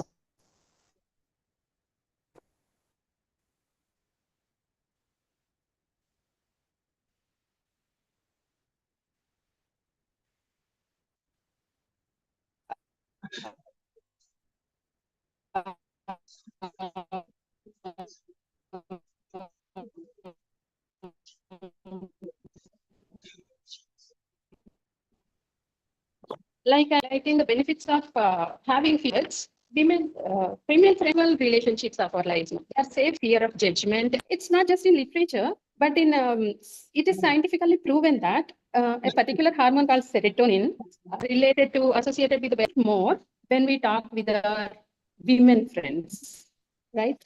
And in but this women's friendship has started to be recognized from the Victorian age only. It doesn't mean that there were no women friends before that. In the medieval literature, there was one lady called Catholic Mary Ward who called herself Act for Friendship. And this is written in Alexandra Verne's book, Female Friendship, Literary and Artistic Exploration, where Catholic Mary Ward, she lived between 1585 and 1645. And she felt that her detachment from her friends to go and stay in a nunnery is her sacrifice, right? And but women's friendship is gaining momentum now, like I said, and femtorship is the word now. Femtorship is female mentors are taking care of their juniors or the ones in their field. Now, these people know how it is to be, how difficult it is to be a woman, to be successful. So they are ready to guide their friends. And these L. Johnson and Elizabeth Harris interviewed many women, and they found that women's talk with their close friends creates a mosaic of non-critical listening, mutual support, enhancement of self-worth, relationship exclusiveness, and personal growth and self-discovery. So all these things tell us that being with a female friend helps us to grow, and female friendships empower us, and this female camaraderie empowers us through empathy. But all said and done, it also depends on whom you choose as your friend, right? Like the good, the bad, and the ugly, female friendship also has multiple dimensions. On the one hand, it is beneficial to have a female friend who is supporting and uplifting. But on the other hand, it can be demeaning, nasty, and ugly. So if you want to be happy in your life, and if you need a shoulder to cry on, if you need somebody to support you and encourage you, you need to choose your comrade, the right person for the right reason. Thank you, ma'am. That's all from me. Thank you, ma'am. Thank you, ma'am. Thank you so much. Yeah, sorry for the technical issues, ma'am. Thank you. That's okay, ma'am. It's common nowadays. Okay. Yeah. Thank you. Dr. Savita Sharma, ma'am. Are you interested to present the paper, ma'am? Do it later and go to say present. 2 years తర్వాత అది పెట్టచ్చు అంటే మరి pin కూడా మార్చమంటుందా అంతేనే మరి వచ్చింది ఎంత అనుకున్నా కూడా సరే Shastri sir, please mute your microphone, sir. Okay, ma'am. Sorry, ma'am. That's okay, sir. Thank you. Dr. Savita Sharma, ma'am. Dr. Savita Sharma, ma'am. Are you interested to present the paper, ma'am?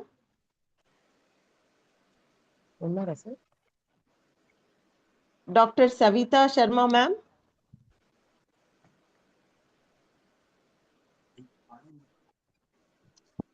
Okay. Gurupreet, ma'am. Yes, ma'am. Are we done Please with the give- presentations? Just give me a minute, ma'am. There is one more presenter on the line. I'll just Okay. get it confirmed, ma'am. Okay.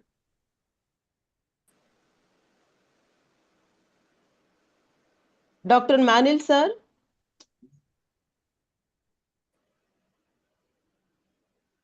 Manil Maulvi, ma'am.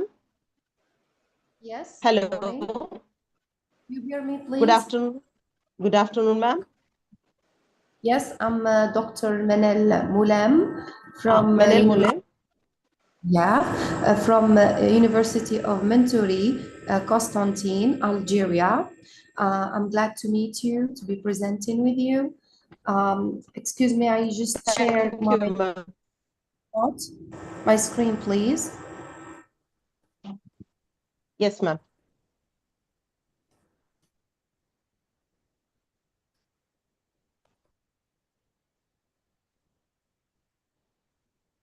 Please share your screen, ma'am. Yeah. Can you see? Can you see the slides?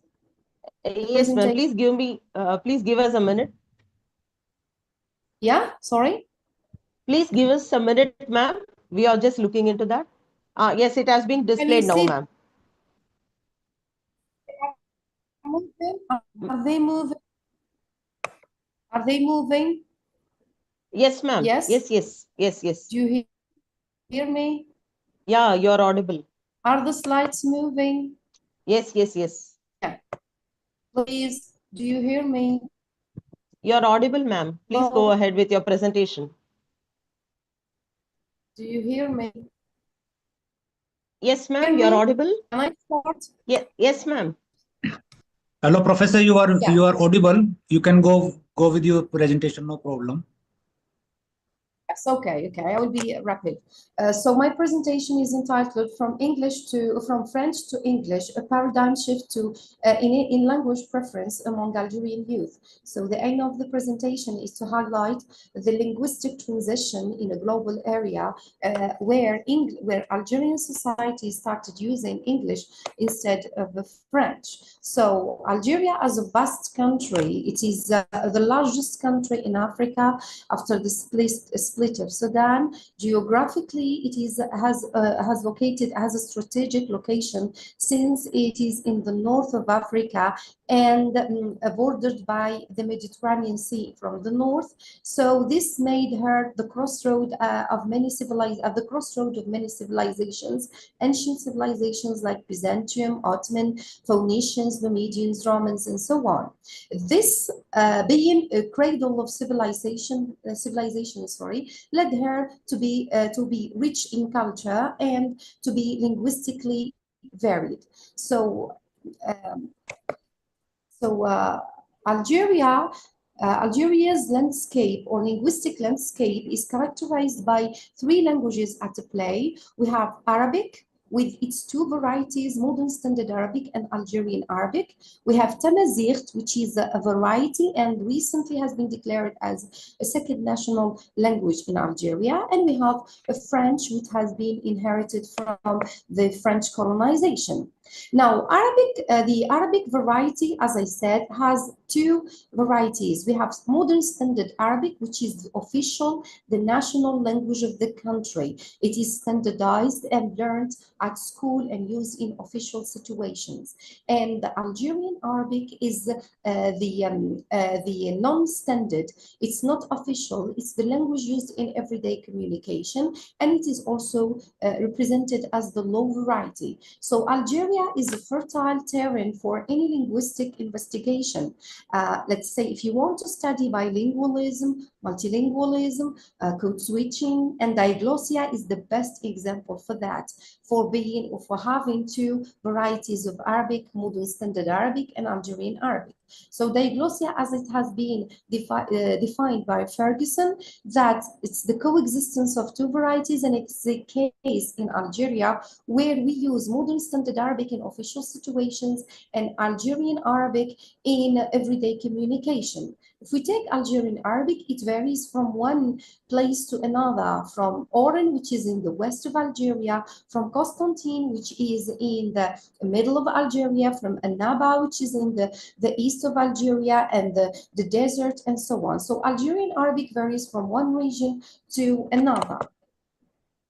As far as Tamazight is the language spoken by the Berber is spoken in some regions in Algeria, and even this language, as we consider it, Tamazight, is considered as a second national language in Algeria, which is used now and it is taught now in schools, and it is now more prestigious in comparison to the past.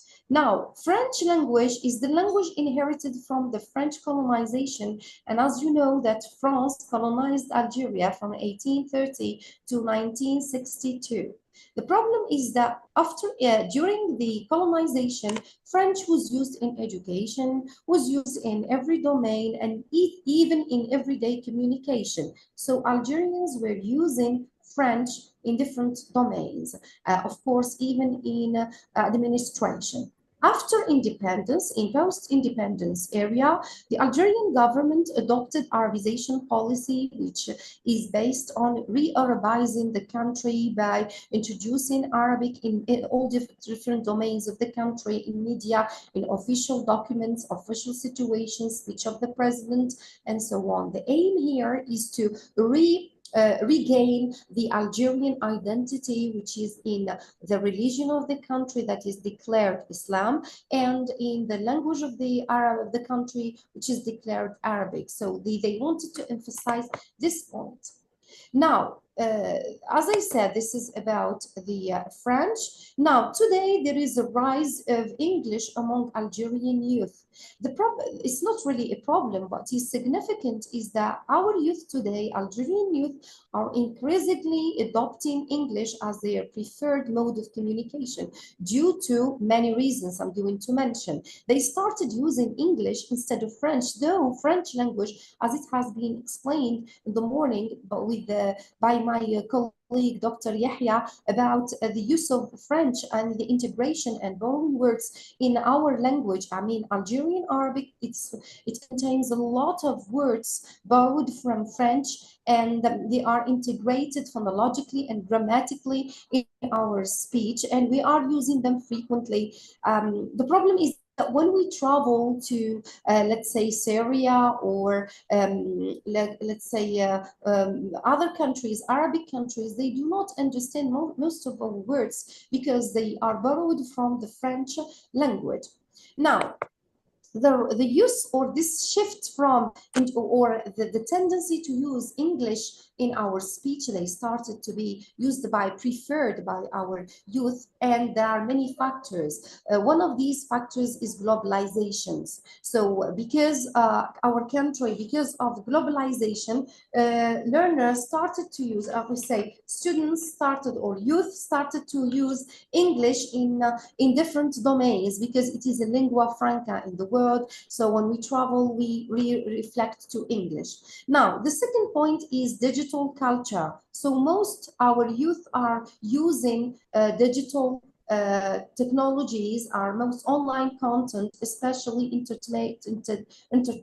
When they are entertaining, playing games and so on, they are using English. Now, for education and job opportunities, so when learning English, it opens them more another horizon to obtain many jobs. So English proficiency opens international opportunities for our youth.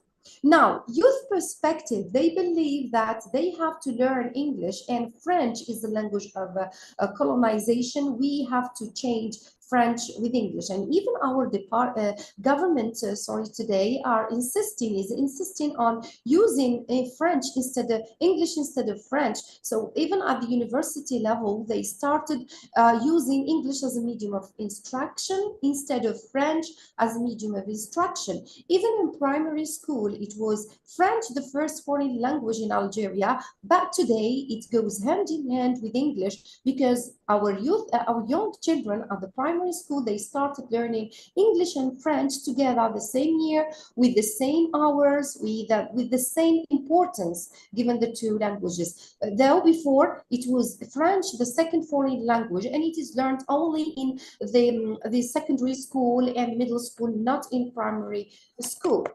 Now, according to these factors, if we want to talk about globalization, so globalization, as I said, increased mobility across borders. So it made a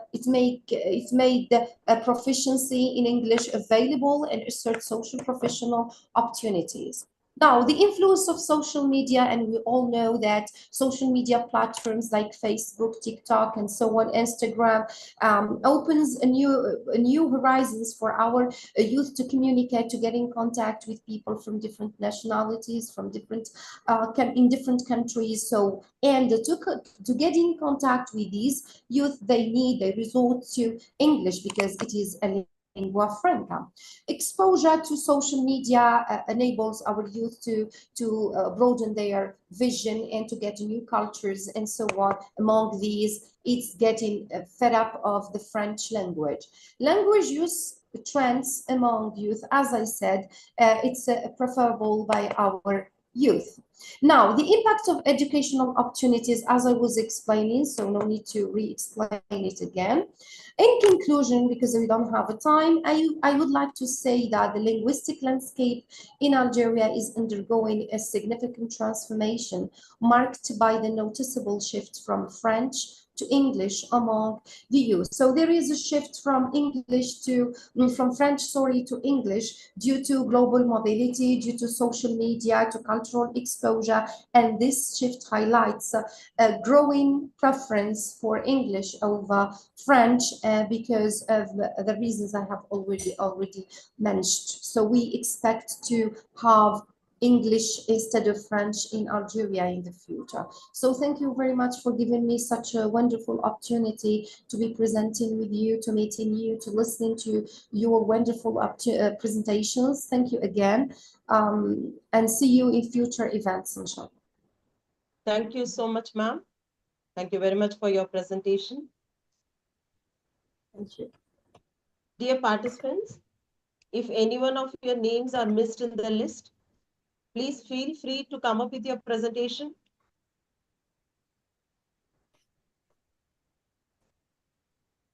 Is there anyone left behind with your presentation? Please come up.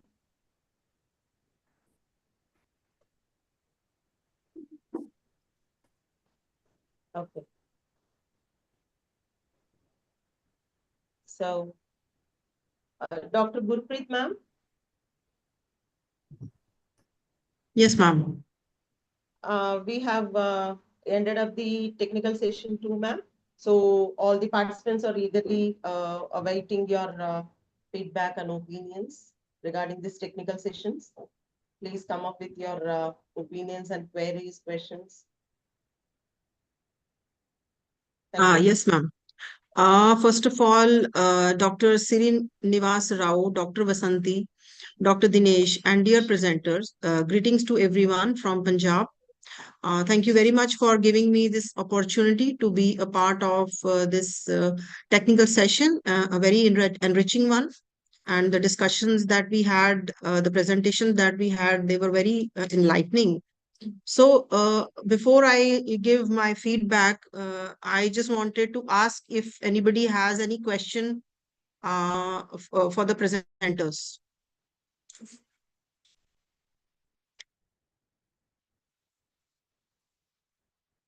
Okay, if no, I think I should proceed. So I'll start with the first one, Dr. Sunita Yadav.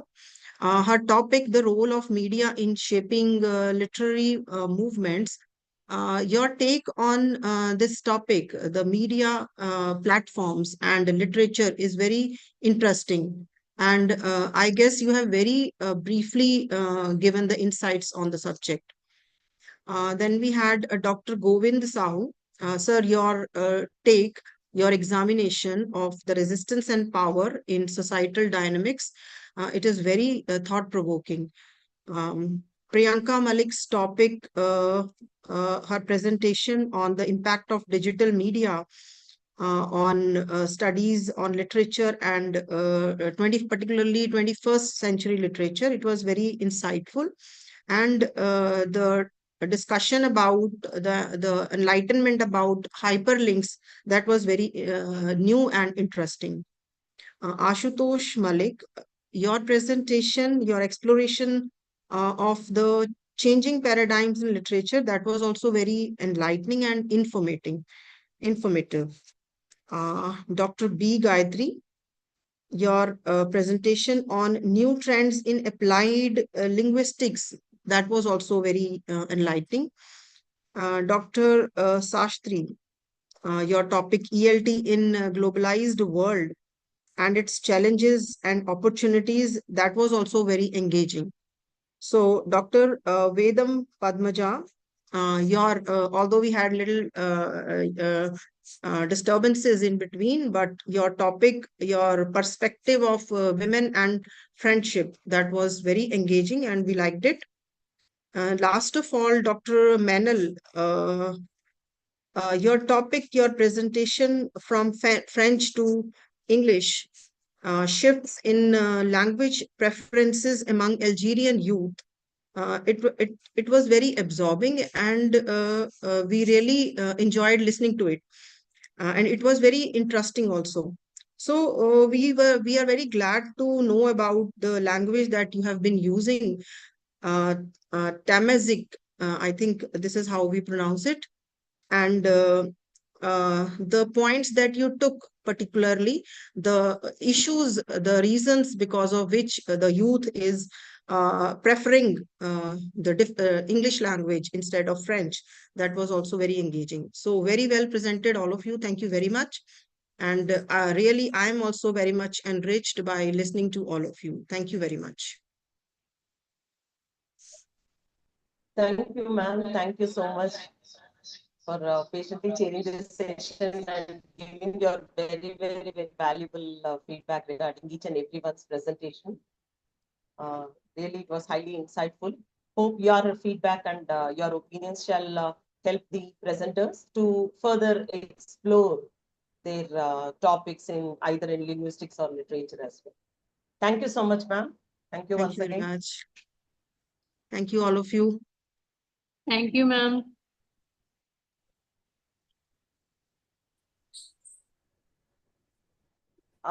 So now, after a delightful session of 2 technical sessions comprising nearly 20 participants of the paper presenters, today's event has come to an end with the valedictory session.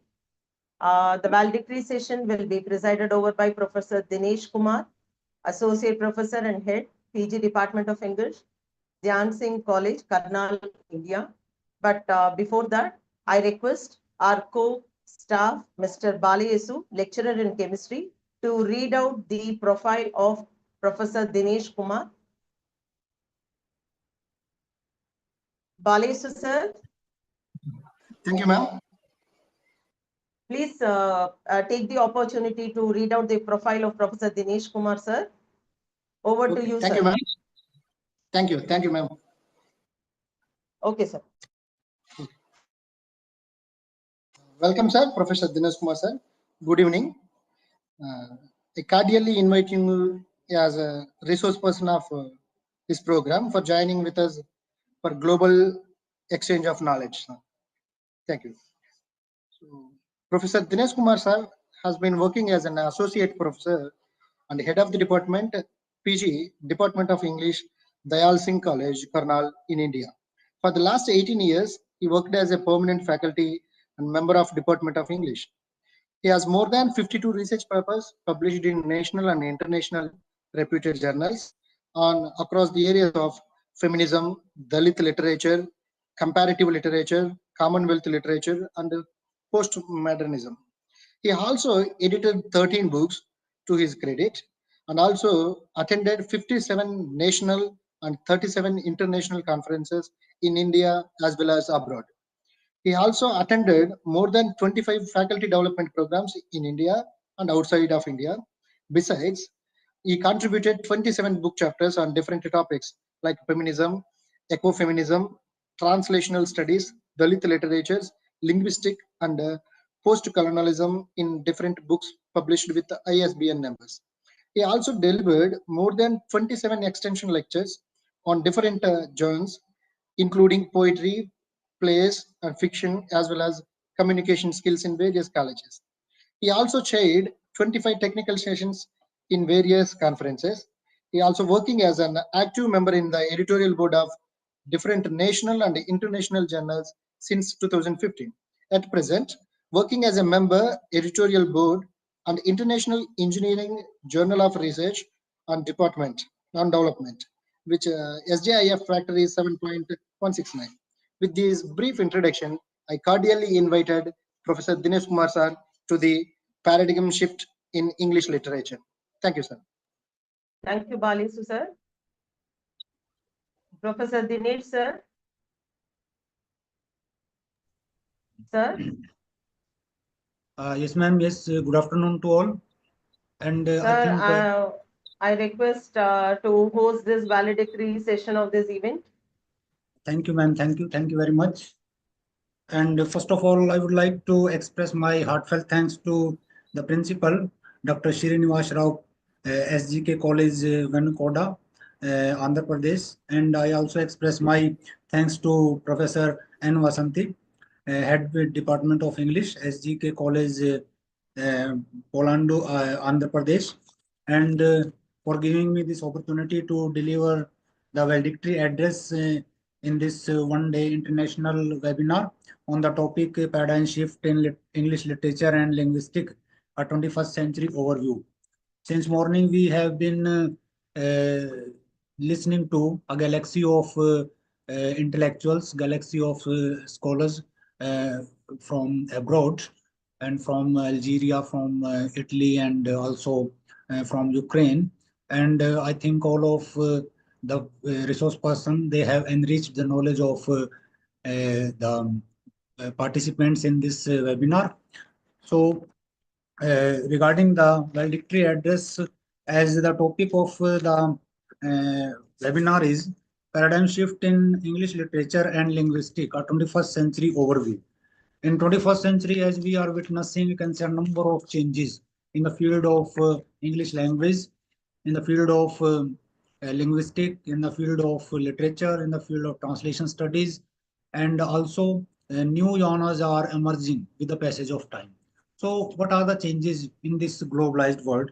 So as you know that our world has been witnessing drastic changes on different levels and in different fields also.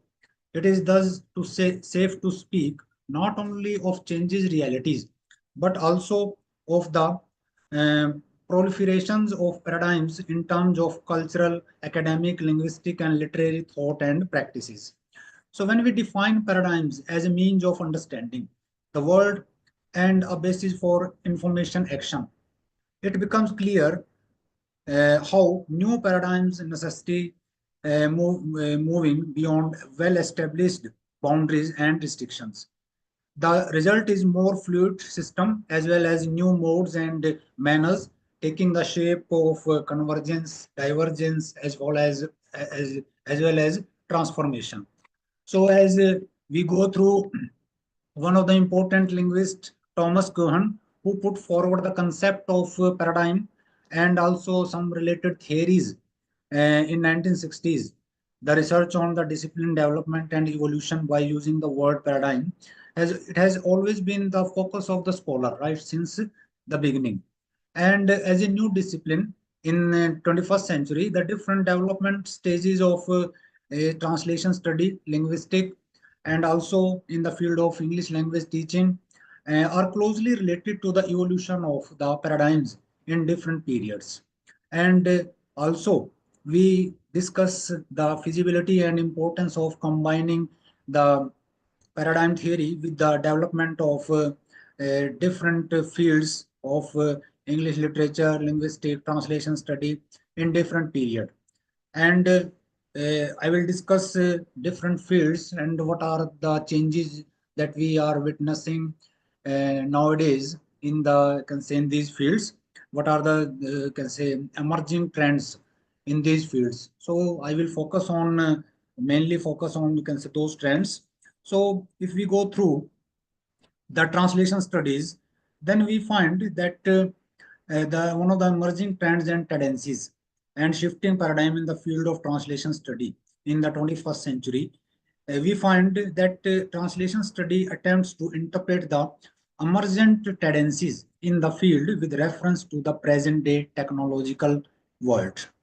In order to inquire this shift, in order to know about these changes, these shifts, it analyzed the literature published on the phenomena of translation between 2001 and 2022, and in the Web of Science, and it employs the software tools, and there are many tools, MS Excel or BiblioShiny and Scientifico PY, and also we find that these themes are these fields related to translation and what are the role of this field in the cultural dialogue, politics, manipulation, mutual understanding, identity, cultural harmony, representation, and also discourse, cultural communication, language, and linguistic.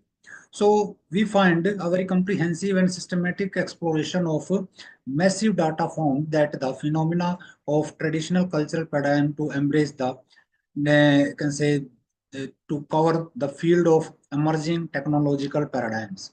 So this paradigm shift has been propelled by groundbreaking advancement in machine translation and neural networks and natural language processing, which we generally call as NLP, and also machine learning, and heralding a seismic revolution within the translation industry. So there are many changes, there are many groundbreaking invention, groundbreaking trends that we come across in the field of translation study nowadays.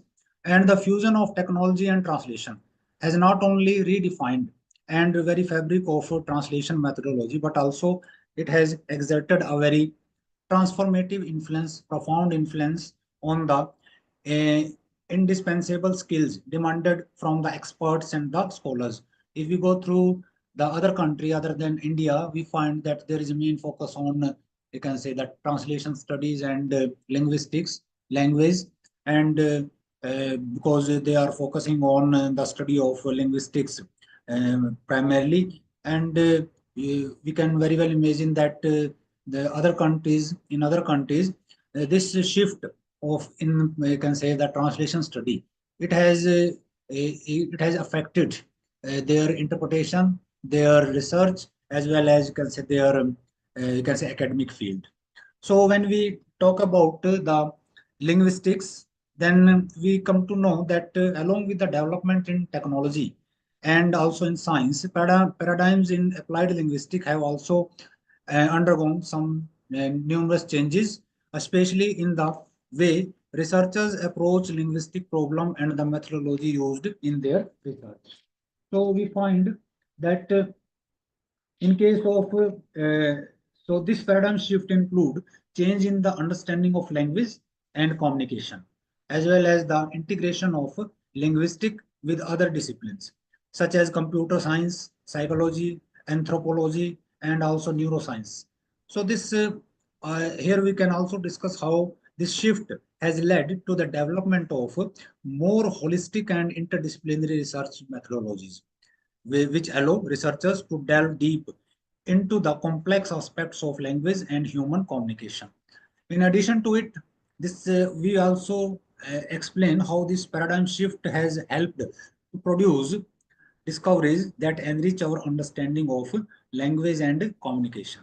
It also includes its practical applications in areas such as information technology, machine translation, and sentiment analysis and machine learning. Sentiment analysis, which we generally carry out with the help of AI, artificial intelligence, which is also the new discovery in the field of you can say 21st century paradigm, you can say academic shifts, and also the machine translation. You will generally find this concept of machine translation in you can say in abroad, in other countries where there is more focus on you can say translation study, and by the helps of you can say the machine learning, how their translation study it has been enriched, and they are coming with some new ideas, new discoveries, and new changes. So paradigm shift in applied linguistics are not only affecting the way we understand language, but also it affects how we harness it for innovation and advancement in various sectors. And as such, you can say we find the paradigm shift in applied linguistics highlight its impact on the changes in research methodology, as well as it also describes the discoveries that have emerged as a result of these changes.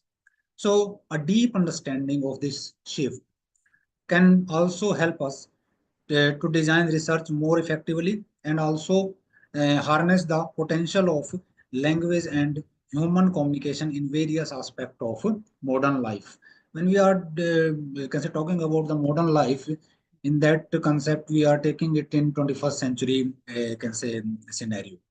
So when we talk about the English studies, how there is also change in the field of English studies, and English study has also changed the way of approaching and also assessing literature. So English studies also saw rigorous debates about the relationship between English literature and ELT and different approaches in their pedagogy. So then we come across the post-colonial literature and theory that made its impact felt in the various fields. Two other domains that have also enriched the field of English studies are comparative literature and also the translation study that we have already discussed. And English writing emanating from India grew in plentitude and also self-assurance, and the language itself underwent substantial change to acquire its distinct Indian characteristics. So when we take into consideration these changes in the context of Indian scenario, then we find these changes perceptible in the field of English study. So literature produced in English language are being copiously translated into English, and the researchers in English study are happening at this contact zone of creative literature in English and literature available in English translation.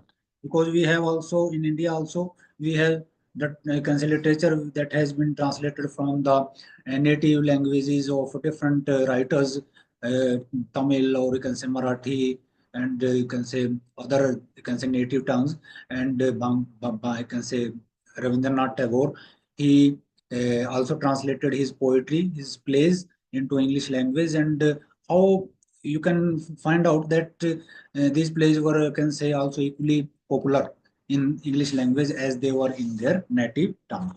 So when we are discussing these changes in Indian context, we find that English study in India, it has undergone significant changes, and it has led to a shift in research paradigms.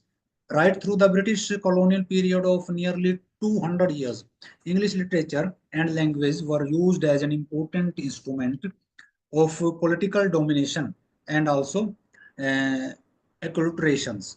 So even after the British colonialism ended, the dominance of English continued in all sphere of life, whether it is our social life, political life, and religious life, economic life. Can say these fields are not untouched by the can say English language. And English has become the language of the privileged class, and studying English literature, it is the symbol of prestige for the Indians. However, in its quest for relevance, English study had to incorporate new areas of knowledge under its preview. And literary theory made a big splash in, you can say, English studies, and it changed the way of approaching and assessing the literature. And also we find some changes, some shifts in English language as well. When we consider English language paradigm shift from conventional to modern in terms of curricular focus, methodology, evaluation, practice, and teachers and learners behavior. So based on the existing literature, critical analysis has been done to explore how these changes in pedagogical context happened from a traditional structured approach to a post-modern perspective. So these changes are reflected in the present day teaching of learning ecology in secondary schools, and it was also found that there is a paradigm shift in English pedagogy as well, from teacher centricism, structuralism, behaviorism to the learner-centered, postmodern, and constructive approach. And the foreign professor, they are very much aware about this, you can say, pedagogy, this change, this shift in the field of English pedagogy, as they are making their can say knowledge and from teacher centered to you can say the learner centered. So that approach is very much important, and that has also changed the viewpoint of, you can say, the teaching in the 21st century. So we come to know that there are, you can say, many paradigm shift in English pedagogy from teacher centricism, structuralism, behaviorism to a learner-centered, postmodern, and constructive approach. So this translation of English language pedagogy, it results from a revolutionary process of change in society and in the academic, you can say, world. And this change will certainly benefit today's, you can say, learners, today's, you can say, teachers as well, because they will also mold their way of teaching according to the changing, you can say, these paradigm shifts which are taking place in the 21st century. And that should also be there because it will be beneficial for the learners, for the students in the time to come. So that all about my, you can say, the valedictory address, and I would like to congratulate all the member of organizing committee of the college for this wonderful event. And right from the beginning, since morning, we are can say getting a galaxy of can say intellectuals, galaxy of can say professors from abroad. And thank you very much, ma'am, for your opportunity. Thank you. Thank you, Professor Dinesh, sir, for your insightful and informative valedictory session on the paradigm shifts in English literature and linguistics at 21st century overview. Thank you very much, sir. And now, before winding up our today's event, I We respect your feedback, dear participants. If there is any feedback, you can come up with your opinions, which will be very encouraging for all of us. Dear participants, please give your feedback.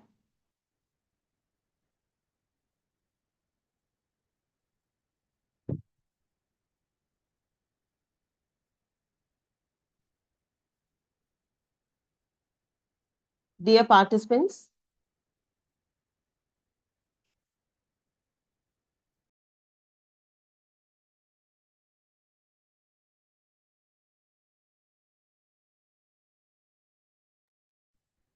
so I conclude this fantastic webinar with the vote of thanks. Good evening to everyone present in this webinar. As we draw this enlightening and thought-provoking webinar to a close, it's my honor and privilege to deliver the vote of thanks on behalf of the Department of English, SGK Government Degree College, Vinukonda, Palnad District, Andhra Pradesh, India. First and foremost, I extend my heartfelt gratitude to our esteemed keynote speakers and invited guests whose inspiring words and scholarly insights have illuminated our understanding of the dynamic shifts occurring in literature and linguistics in the 20th century. Your presence and participation have added immense value to this academic gathering. To all our resource persons and speakers, your thought-provoking presentations have opened new avenues of critical thought and interdisciplinary dialogue. Thank you for taking time from your busy schedules to enrich our academic pursuits. Thank you to all the resource persons once again. A sincere thanks to our respected principal, Dr. K. Srinivasa Rao sir, for his constant encouragement.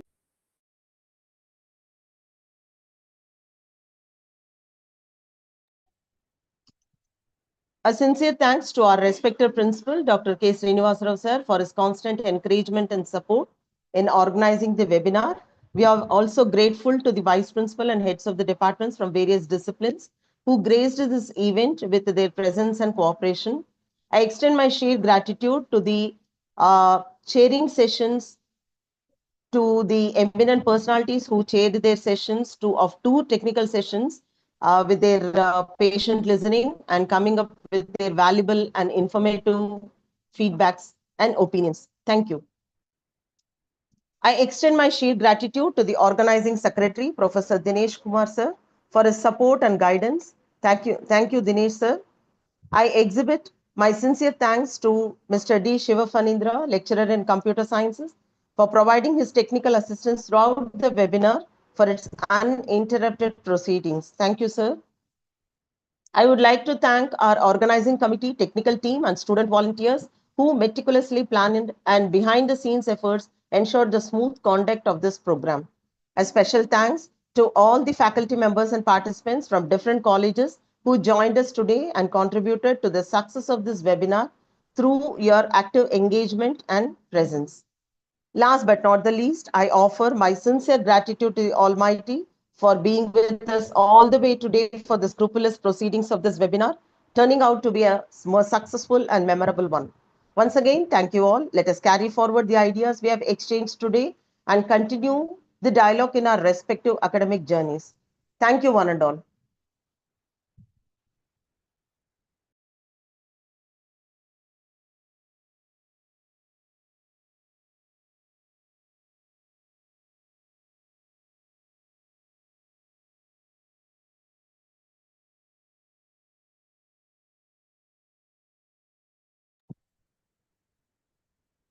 Today's webinar has successfully ended.